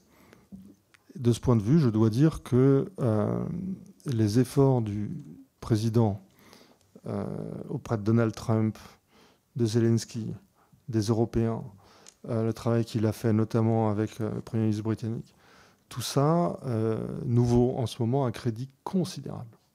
Considérable. On apprécie on reconnaît d'autant plus que finalement la France avait eu raison, qu'elle essaye de faire tout ce qu'elle peut là pour limiter les dégâts. On n'est pas du tout dans la posture où on dit, sorte comme on dit en allemand de Schadenfreude, où presque on se réjouirait de ces développements parce qu'ils démontreraient que, vous voyez, non, le moment est grave, il faut le traiter comme un moment grave, il faut complètement assumer de faire tout ce qu'on peut pour limiter ces dégâts, et ça nous vaut beaucoup d'influence, je pense. Et alors, il va falloir transformer cet essai-là pour que ça se consolide à l'OTAN. En dehors de l'OTAN, c'est déjà, je trouve, presque le cas. Je pense que ces différents groupes qui se réunissent, ça amorce une dynamique qui va se poursuivre. Il y a manifestement une dynamique intéressante à l'Union européenne. Et il faut que cette dynamique est plus fragile à l'OTAN, parce que c'est un endroit où elle a plus de mal à se développer par construction. Il faut absolument qu'on la consolide dans les prochaines semaines et dans les prochains mois. Je pense que ça va passer surtout par de l'informel et par s'assurer que nous sommes bien alignés à l'OTAN avec les positions nationales exprimées par nos leaders dans leurs contacts ou à l'Union européenne. Ça semble presque élémentaire, mais il y a souvent un phénomène un peu de bulle où à l'OTAN, on ne parle pas exactement de la même manière qu'ailleurs. Et donc nous aussi, c'est d'ailleurs une des vertus de notre système qui est quand même, je pense, sur ce plan assez bien organisé, assez bien intégré sur le plan politico-militaire, interministériel, la circulation de l'information avec Paris, etc. Mais en tout cas, moi, je vais m'employer à ça dans les prochains mois, à ce qu'on ait de plus en plus de concertation, coopération, coordination, unité européenne, au moins entre les pays désireux et capables. Merci. La parole est à David Habib pour le groupe Liberté Indépendants, Outre-mer et Territoires. Merci, Monsieur le Président, Monsieur l'Ambassadeur. Avant d'intervenir sur ces questions, moi je fais régulièrement ce rappel. L'agresseur, c'est Poutine, c'est pas Trump. Trump, c'est celui qui nous déçoit, c'est celui qui nous déstabilise, c'est celui qui nous trahit. Mais l'agresseur, c'est Poutine. Je le dis parce qu'un certain nombre de formations politiques, je regarde mon ami Jean-Louis Thériault, tu vas voir, se profitent de cette situation pour remettre en cause le lien historique qui est le nôtre avec les États-Unis. Moi, je présidais la séance, c'est pour ça que j'ai dit tu vas voir, parce que tu n'es pas concerné. Je présidais la séance où la France a renoncé à vendre les frégates à la Russie. Et je me souviens des interventions qu'il y avait dans l'hémicycle, notamment du groupe LR à l'époque, qui étaient délirantes, je le dis.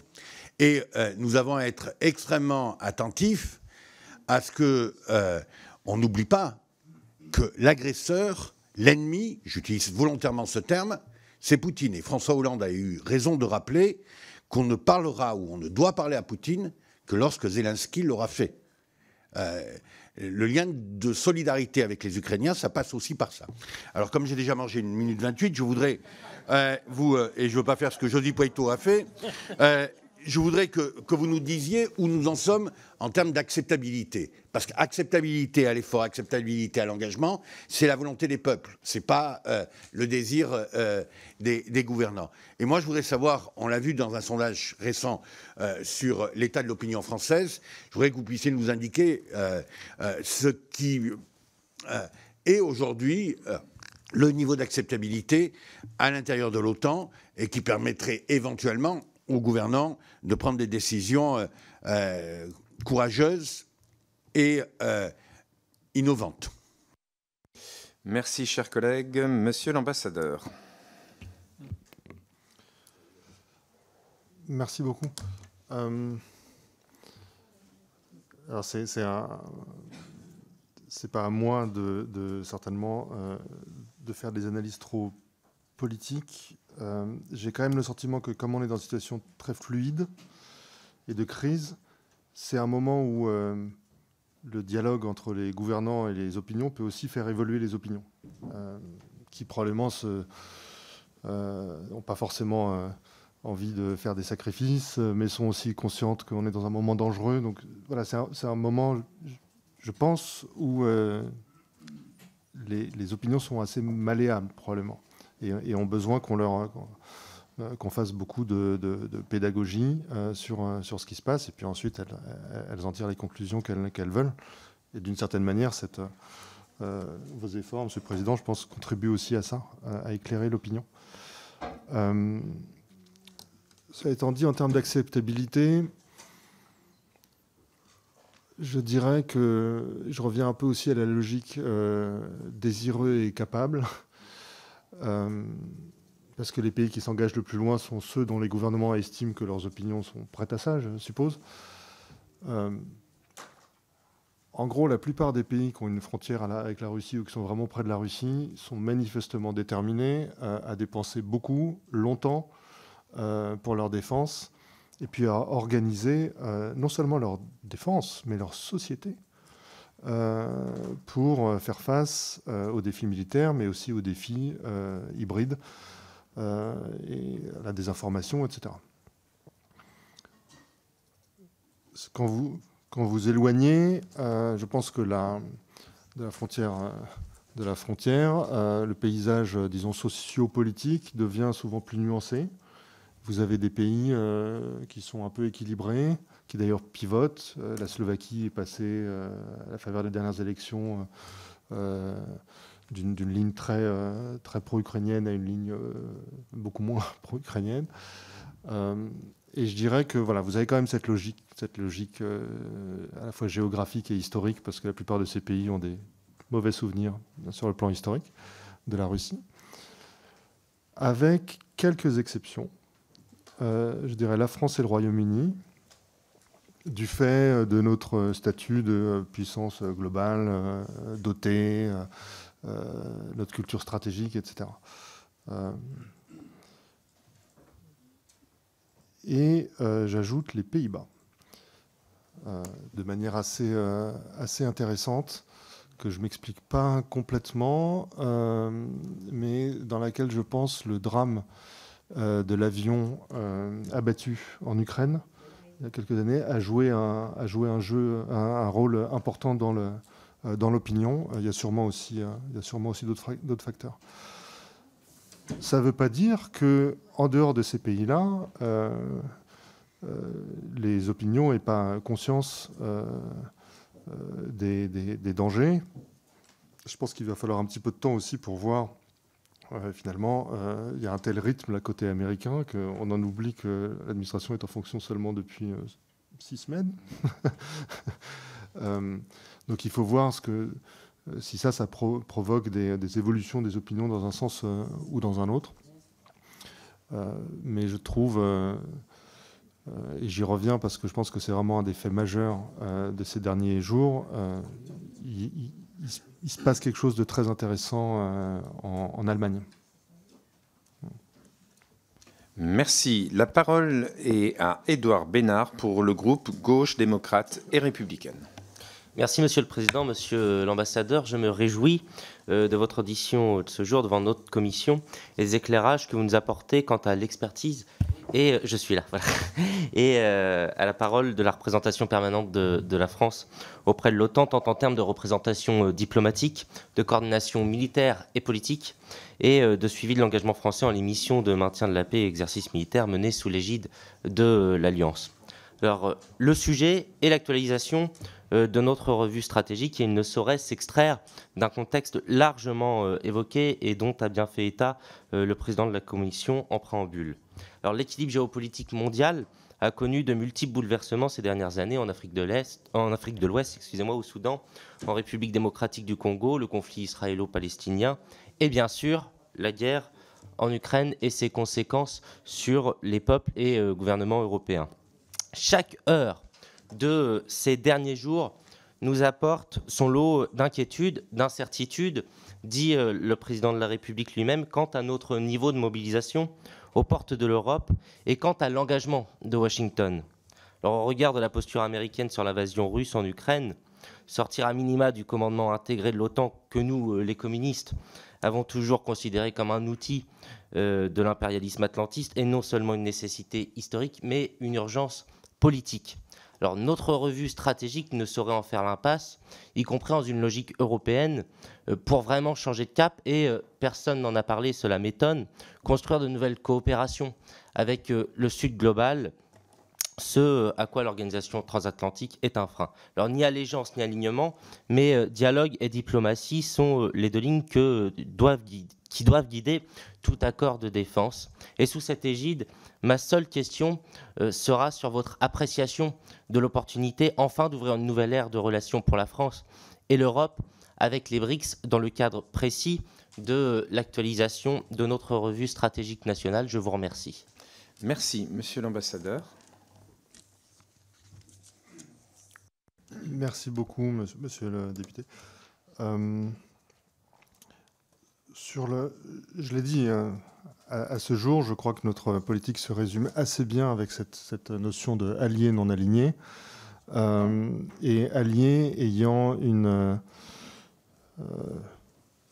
densité particulière depuis la guerre depuis l'agression de 2022 en Ukraine, parce qu'elle a ramené l'alliance à ses fondamentaux qui sont de préparer la guerre avec la Russie pour éviter qu'elle n'ait lieu. Maintenant, ça ne veut pas dire que notre diplomatie se limite à ça. Il y a un Sud global, même si je crois qu'on n'aime pas beaucoup cette terminologie. Et nous avons des relations avec un certain nombre de ces pays, les BRICS et d'autres. Et pour être franc, c'est vraiment pas du tout dans mes attributions actuelles de travailler là-dessus, mais quelque chose qui me frappe. Je suis persuadé que notre relation avec les BRICS dépendra en très grande partie, et avec le Sud global, dépendra en très grande partie de la manière dont se termine la guerre en Ukraine. Même s'ils ont une lecture de ce conflit différente de la nôtre, ils vont regarder de très près la manière dont nous, alliés, mais aussi européens, nous comportons, défendons nos intérêts, sommes capables de les défendre ou pas dans cette affaire. Mais voilà, vu de ma fenêtre, c'est tout ce que je peux vous dire sur ce sujet-là qui relève plutôt d'autres collègues. Merci. La parole est à Mathieu Bloch pour le groupe UDR. Si ça marche. Merci, Monsieur le Président. Tout d'abord, permettez-moi de m'associer, ainsi que tout le groupe UDR, aux propos tenus par mes deux collègues tout à l'heure sur le huis clos. Je pense que compte tenu du contexte géopolitique tout à fait nouveau ce matin, il aurait été peut-être préférable de pouvoir faire ce huis clos, évidemment à condition que chacune et chacun le respecte. Merci, Monsieur l'ambassadeur, en tout cas pour votre présence. Nous vivons un moment de refondation de l'ordre géopolitique mondial. Les fondements de l'architecture de sécurité européenne sont bouleversés. Historiquement, l'Alliance avait été créée pour contenir l'expansion de l'URSS. Lors de l'invasion de l'Ukraine, la mobilisation transatlantique laissait penser que l'Alliance demeurait solide. Avec l'adhésion de la Suède, pays que vous connaissez bien, puis de la Finlande, certains ont même parlé de résurrection de l'Alliance.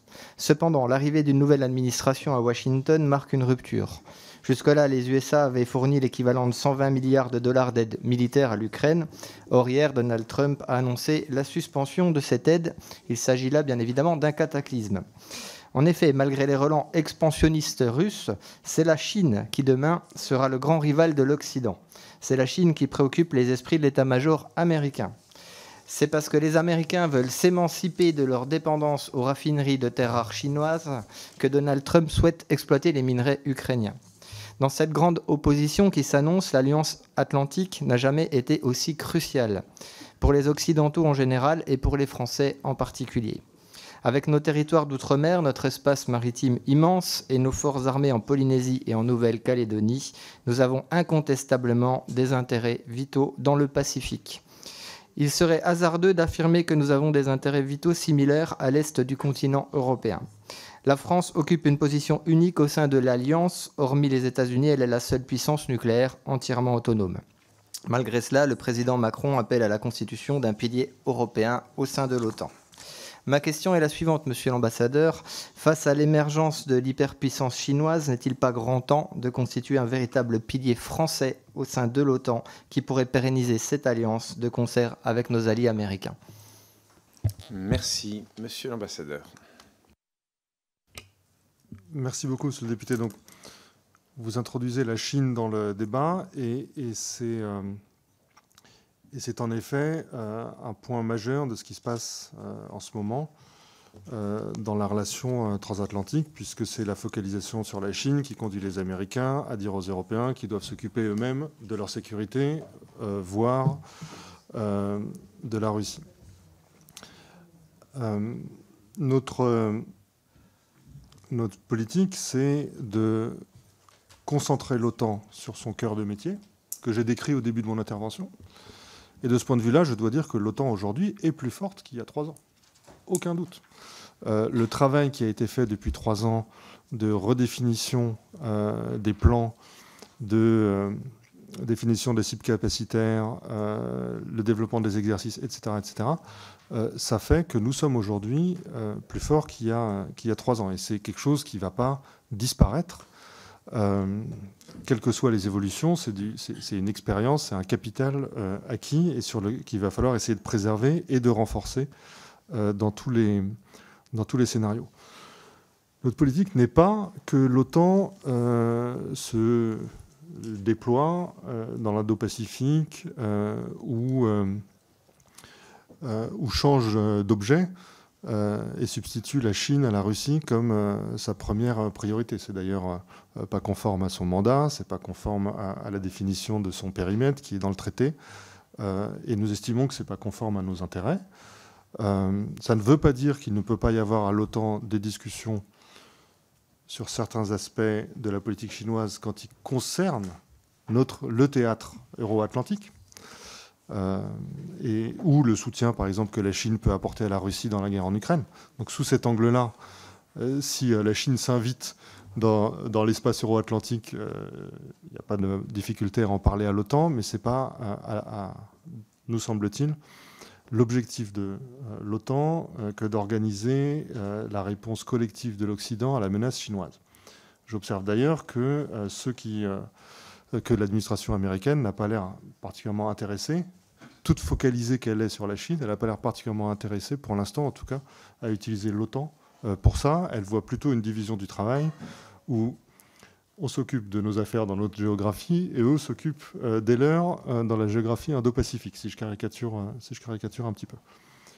Tout ça ne veut pas dire que nous, Européens, n'avons pas un certain nombre de sujets chinois. Et là encore, de la même manière que nous ne devrions pas avoir besoin de Trump pour estimer que nous devons renforcer notre défense, nous n'avons pas non plus besoin des États-Unis pour avoir un certain nombre de défis avec la Chine qu'il nous faut relever. Quand est-ce qu'on est dans la coopération? Quand est-ce qu'on est dans la rivalité? Comment on gère ces équilibres-là? Pour nous, c'est un énorme sujet devant nous, Européens. Nous sommes d'ailleurs très actifs et leaders sur cette question, mais pas à l'OTAN. À l'Union européenne, beaucoup, où nous avons beaucoup poussé nos partenaires depuis des années à avoir une stratégie indo-pacifique, et puis aussi dans les relations bilatérales qu'on peut avoir avec un certain nombre de pays européens. Nous voulons que les Européens définissent leurs intérêts, et par conséquent leurs lignes rouges et leur stratégie vis-à-vis de la Chine, mais pour leur propre compte. Merci, monsieur l'ambassadeur. Mes chers collègues, nous avons encore 6 questions individuelles. Donc, je vous propose de faire 2 salves de 3. Et nous commençons par la première avec une question pour 1 minute de Catherine Rimbert. Merci, monsieur le président, monsieur l'ambassadeur. L'actualisation de la revue nationale stratégique 2022 s'inscrit dans un contexte où l'Europe cherche à se doter d'une véritable capacité de défense. Mais parler de stratégie européenne de défense sans interopérabilité des armées européennes, c'est entretenir une illusion. Sans convergence des équipements, des doctrines et des chaînes de commandement, toute ambition stratégique commune reste vaine. Le conflit en Ukraine a révélé notre dépendance aux États-Unis, non seulement pour le renseignement, mais aussi pour les équipements militaires. Et mon collègue Julien Limongi l'a rappelé, les armées européennes achètent massivement du matériel américain comme le F-35, rendant toute mutualisation capacitaire impossible. Alors comment bâtir une Europe de la défense, que certains souhaitent, si chaque pays continue de privilégier des achats hors d'Europe? Par conséquent, monsieur l'ambassadeur, quel pays, selon vous, serait prêt à acheter du matériel européen en lieu et place du matériel américain pour répondre de manière plus efficace à cette volonté d'interopérabilité? Je vous remercie, monsieur l'ambassadeur. Merci. La parole est à Arnaud Saint-Martin. Merci, Monsieur le Président. Monsieur l'ambassadeur, je souhaite vous interroger sur la vocation et l'avenir du Centre d'excellence spatiale de l'OTAN, niché à Toulouse, et dont l'objectif affiché est de renforcer notre autonomie stratégique, en particulier dans les capacités de veille stratégique, d'appui aux opérations et de surveillance du trafic orbital. Ce centre a été pensé dans une logique de collaboration avec l'Alliance otanienne, et donc avec les États-Unis, dont la politique consiste notamment à monnayer leur protection militaire en échange d'une augmentation des budgets nationaux de défense, donc d'un achat de matériel made in USA ou sous contrainte ITAR. Or, le contexte actuel, hanté par les velléités hégémoniques de l'Amérique de Donald Trump et son porte-flingue astrofasciste Elon Musk, ne devrait-il pas nous amener à remettre en question un tel projet afin de consolider notre souveraineté depuis notre territoire? Oui, c'est un concept que je développe. Son ouverture au Pentagone et sa Space Force ne risque-t-elle pas d'en faire un nouveau cheval de Troie contribuant à notre vassalisation? Ne serait-il pas plus pertinent de mettre l'accent sur une coopération intergouvernementale sous conditions et focalisée, en faisant de ce centre encore dans les limbes un outil d'interopérabilité et de collaboration restreint aux seuls pays européens intéressables, hors périmètre otanien le cas échéant, avec d'éventuels partenaires du Sud global? Et je termine. En d'autres termes, à Toulouse comme ailleurs, ne serait-il pas le temps de dégager les Américains avant qu'ils ne nous dégagent d'eux-mêmes? Merci. La parole est à Damien Girard. Merci, Monsieur le Président. Monsieur l'ambassadeur, l'Alliance Atlantique était jusqu'à aujourd'hui le fondement de la sécurité collective européenne, parfois malgré les avertissements de la France sur la nécessité de l'autonomie stratégique de notre continent. Le durcissement des relations internationales et les orientations connues du président américain en matière de défense remettent en cause la crédibilité de cette sécurité. C'est tout l'objet de notre discussion ce matin. Malgré ces défauts, l'OTAN a contribué à constituer un outil précieux en matière opérationnelle. La France y contribue, notamment depuis sa réintégration à son commandement intégré. L'OTAN est aujourd'hui le cadre où les soldats européens se rencontrent et s'entraînent. L'OTAN est aussi un outil important en matière d'harmonisation du matériel. Pourtant, les États-Unis semblent vouloir se mettre en retrait de leur rôle sécuritaire en Europe. Cela interroge le futur de l'OTAN. Ma question est simple. Quelle base d'interopérabilité l'OTAN offre pour une montée en puissance de la défense de l'Europe qui irait à terme vers une Europe de la défense? Qu'est-ce qui est transposable rapidement? Que faut-il encore construire à l'échelle européenne? Je vous remercie. Merci. Monsieur l'ambassadeur, la parole est à vous. Merci beaucoup. Merci pour ces trois questions qui montrent qu'on s'interroge à la fois sur les risques d'un retrait et puis les risques d'une domination. Donc,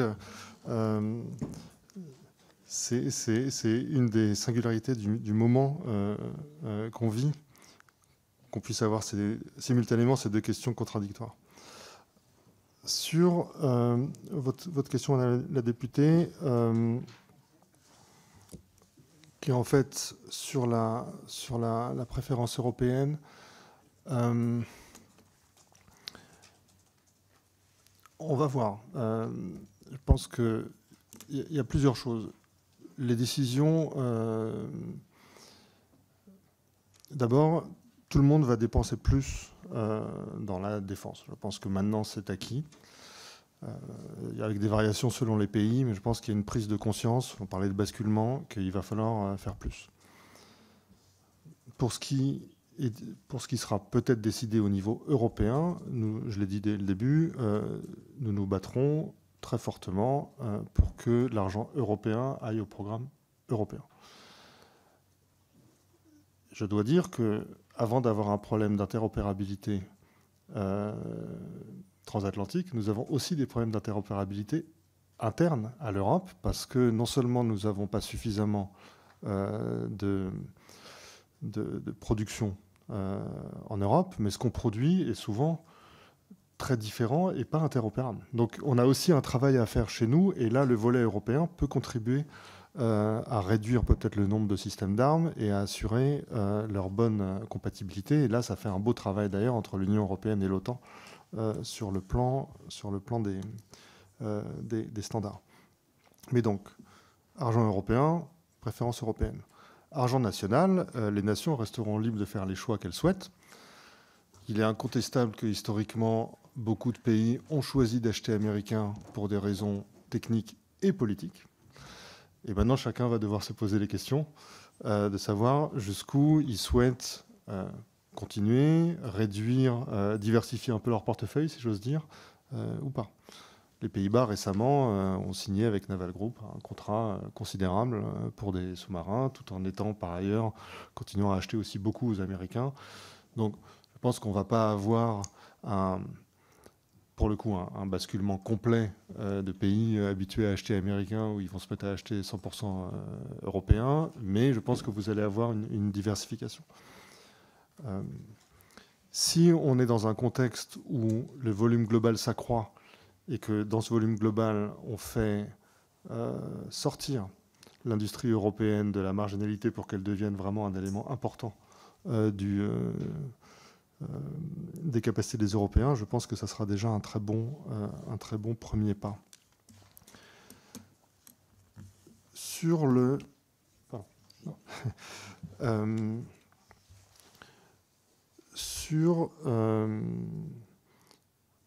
sur le spatial, à vrai dire, c'est un assez bon exemple d'influence française à l'OTAN. Il y a une stratégie spatiale française, il y a une stratégie spatiale de l'OTAN. Elles se ressemblent et ce n'est pas le fruit du hasard. Nous sommes une puissance spatiale reconnue, il n'y en a pas tant. Et donc nous avons travaillé à ce que la stratégie spatiale de l'OTAN respecte nos lignes rouges, nos prérogatives nationales, mais favorise ce que nous souhaitons, c'est-à-dire une prise de conscience beaucoup plus forte de l'importance du spatial dans notre défense sur le plan européen. L'OTAN peut aussi être un forum où nous arrivons à pousser notre vision des choses. Même sur le plan nucléaire, je le mentionne au passage. Nous ne sommes pas dans le groupe des plans nucléaires, mais moi je parle régulièrement pour expliquer notre doctrine et pour défendre nos positions. Et là aussi, ceux parmi vous qui s'intéressent à cette question verront qu'il n'y a eu aucun allié de l'OTAN pour la première fois observateur à la dernière réunion des États parties au traité d'interdiction des armes nucléaires. Et je pense que notre action, y compris à l'OTAN, n'est pas tout à fait étrangère à ça. Et donc nous souhaitons investir l'OTAN comme un lieu où nous propageons notre vision des intérêts européens dans l'espace. Et vous savez bien à quel point dans ce domaine-là, nous sommes dans une situation presque critique. Donc le centre d'excellence, c'est ça. J'avoue que même en étant créatif, je ne vois pas en quoi le centre d'excellence à Toulouse deviendrait un instrument d'inféodation de la France à la politique spatiale américaine. Je ne vois pas. En revanche, je vois assez bien, une fois qu'il sera constitué, ce qui devrait être et pleinement opérationnel, ce qui devrait être le cas assez rapidement, comment on pourra en faire un outil d'influence auprès de nos partenaires. Sur la dernière question, qui était celle de ce qu'il nous faut pour rester interopérable, comme je disais, il y a beaucoup de choses ont été faites dans le cadre de l'OTAN qui nous rendent déjà plus interopérables, mieux entraînés, mieux préparés aux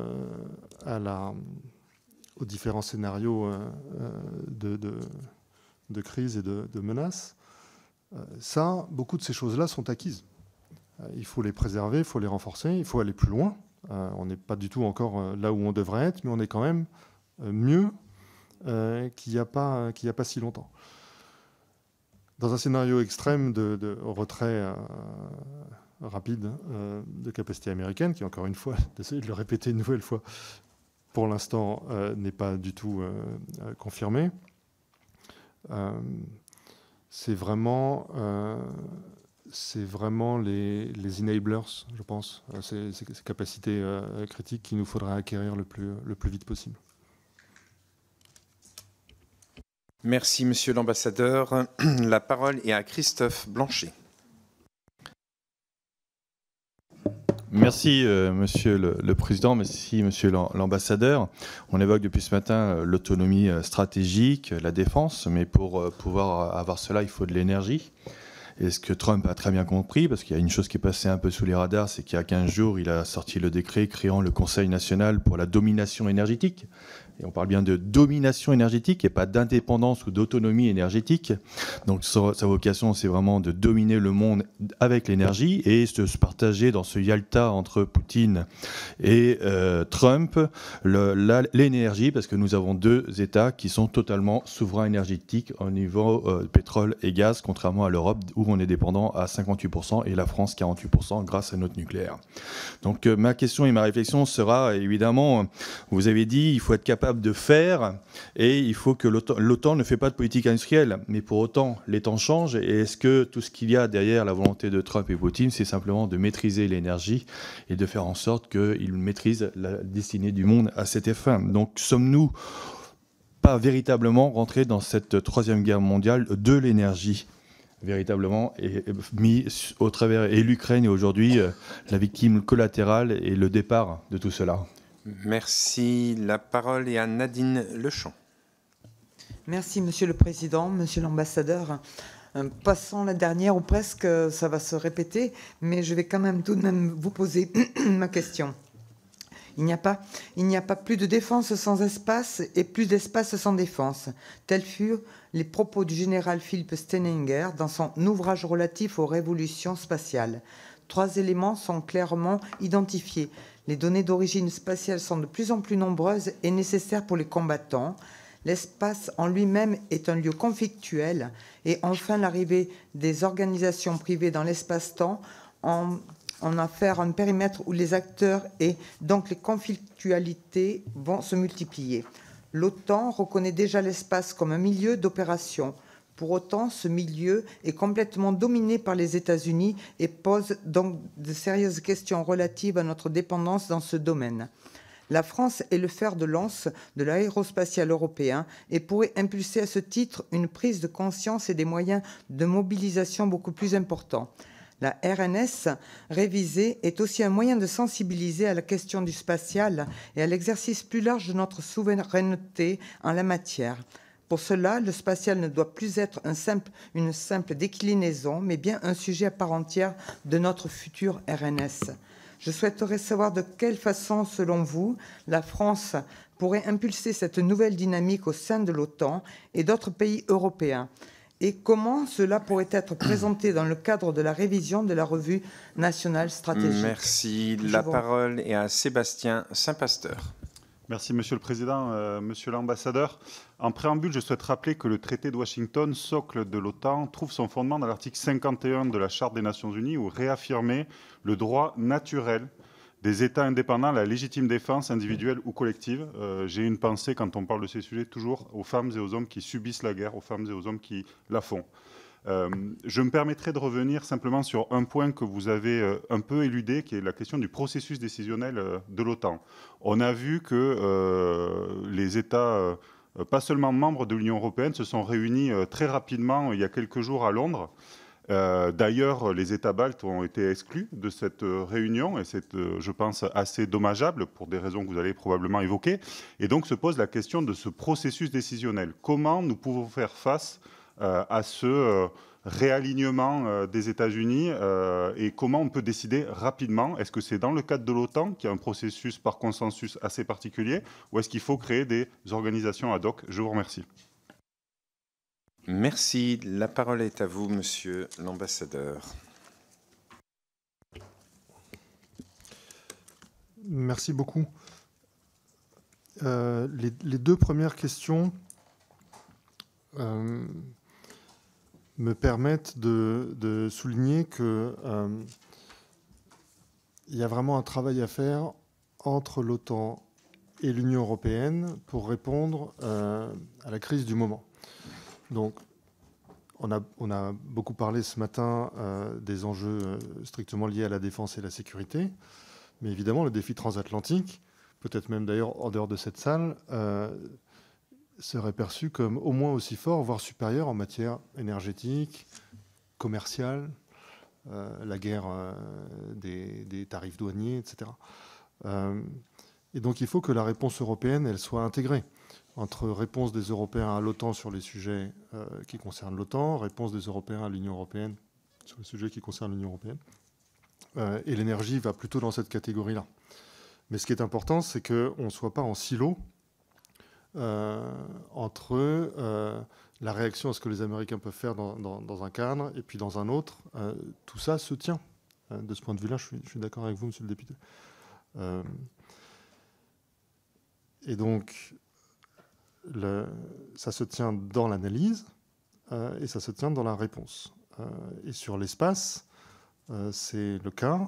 J'ai beaucoup parlé de ces fameux enablers dont nous avons de toute manière besoin et nous aurions encore plus besoin si jamais les Américains venaient à retirer les leurs. Dans ces enablers, la dimension spatiale, elle est absolument capitale. Donc ça en fait une priorité sur laquelle, en effet, notre pays peut avoir un rôle particulier à jouer. Et comme je l'ai dit, nous investissons l'OTAN comme un domaine où nous voulons sensibiliser nos partenaires au spatial. Mais dans la réponse, il y a aussi un volet européen. Vous savez qu'il y a une constellation Iris-Carré qui a été décidée. Je pense que dans le réveil des Européens, il y a aussi de plus en plus clairement la dimension spatiale. Et en tout cas, nous souhaitons beaucoup pousser en ce sens. Ce processus décisionnel, l'OTAN fonctionne au consensus et nous y tenons. Beaucoup. Pour le coup, ça nous protège beaucoup. Mais évidemment, ce qui est vrai pour nous est vrai pour d'autres. Donc c'est plus difficile de faire fonctionner une organisation au consensus qu'à la majorité. Moi, je ne vois pas, en tout cas aujourd'hui, à portée de main, une sorte de grand soir institutionnel de la gouvernance et de la décision à l'OTAN. Je ne vois pas ça. Je vois en revanche tout à fait le potentiel pour que les Européens, un peu habitués dans cette enceinte à se positionner par rapport aux Américains, que ce soit pour les influencer, pour contester parfois, c'est plutôt nous ça, leurs orientations. Je vois bien comment les Européens, avec des Américains qui peut-être réduiraient un peu leur niveau d'implication, peuvent au fil des débats, des réunions, des milliers de réunions qu'organise l'OTAN chaque année, s'affirmer davantage. Ils le feront parce que, en dehors de l'OTAN, plus généralement, dans la relation politique que nous construisons avec nos partenaires européens, nous aurons défini des grandes lignes d'action qui se déclineront à l'OTAN, qui se déclineront à l'Union européenne, qui se déclineront peut-être d'ailleurs dans d'autres enceintes. Donc je pense qu'il y aura peut-être un jour une traduction institutionnelle au pilier européen dans l'OTAN, mais dans un premier temps, il y aura plus de présence, plus d'action, plus de capacité. Vraiment, c'est le point clé, je pense, y compris dans la réflexion que vous allez mener sur la revue nationale stratégique. En revanche, dès maintenant, et je pense qu'on voit ça un petit peu se constituer, il va y avoir des coordinations et des coopérations beaucoup plus fortes entre un certain nombre d'Européens, ceux que j'ai cités, et d'ailleurs, y compris les Baltes, ils n'étaient pas à cette réunion, mais ils étaient dans d'autres, et on est très, très, très impliqués dans les échanges avec nos partenaires baltes, et d'ailleurs présents sur le terrain en Estonie. Merci beaucoup, Monsieur l'ambassadeur, pour vos propos liminaires, pour Merci toutes à vos vous. réponses à ces nombreuses questions. La salle était bien pleine. Merci, mes chers collègues, et je vous souhaite à toutes et à tous une bonne fin de journée.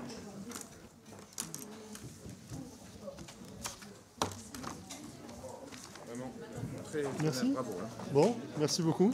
C'était une première.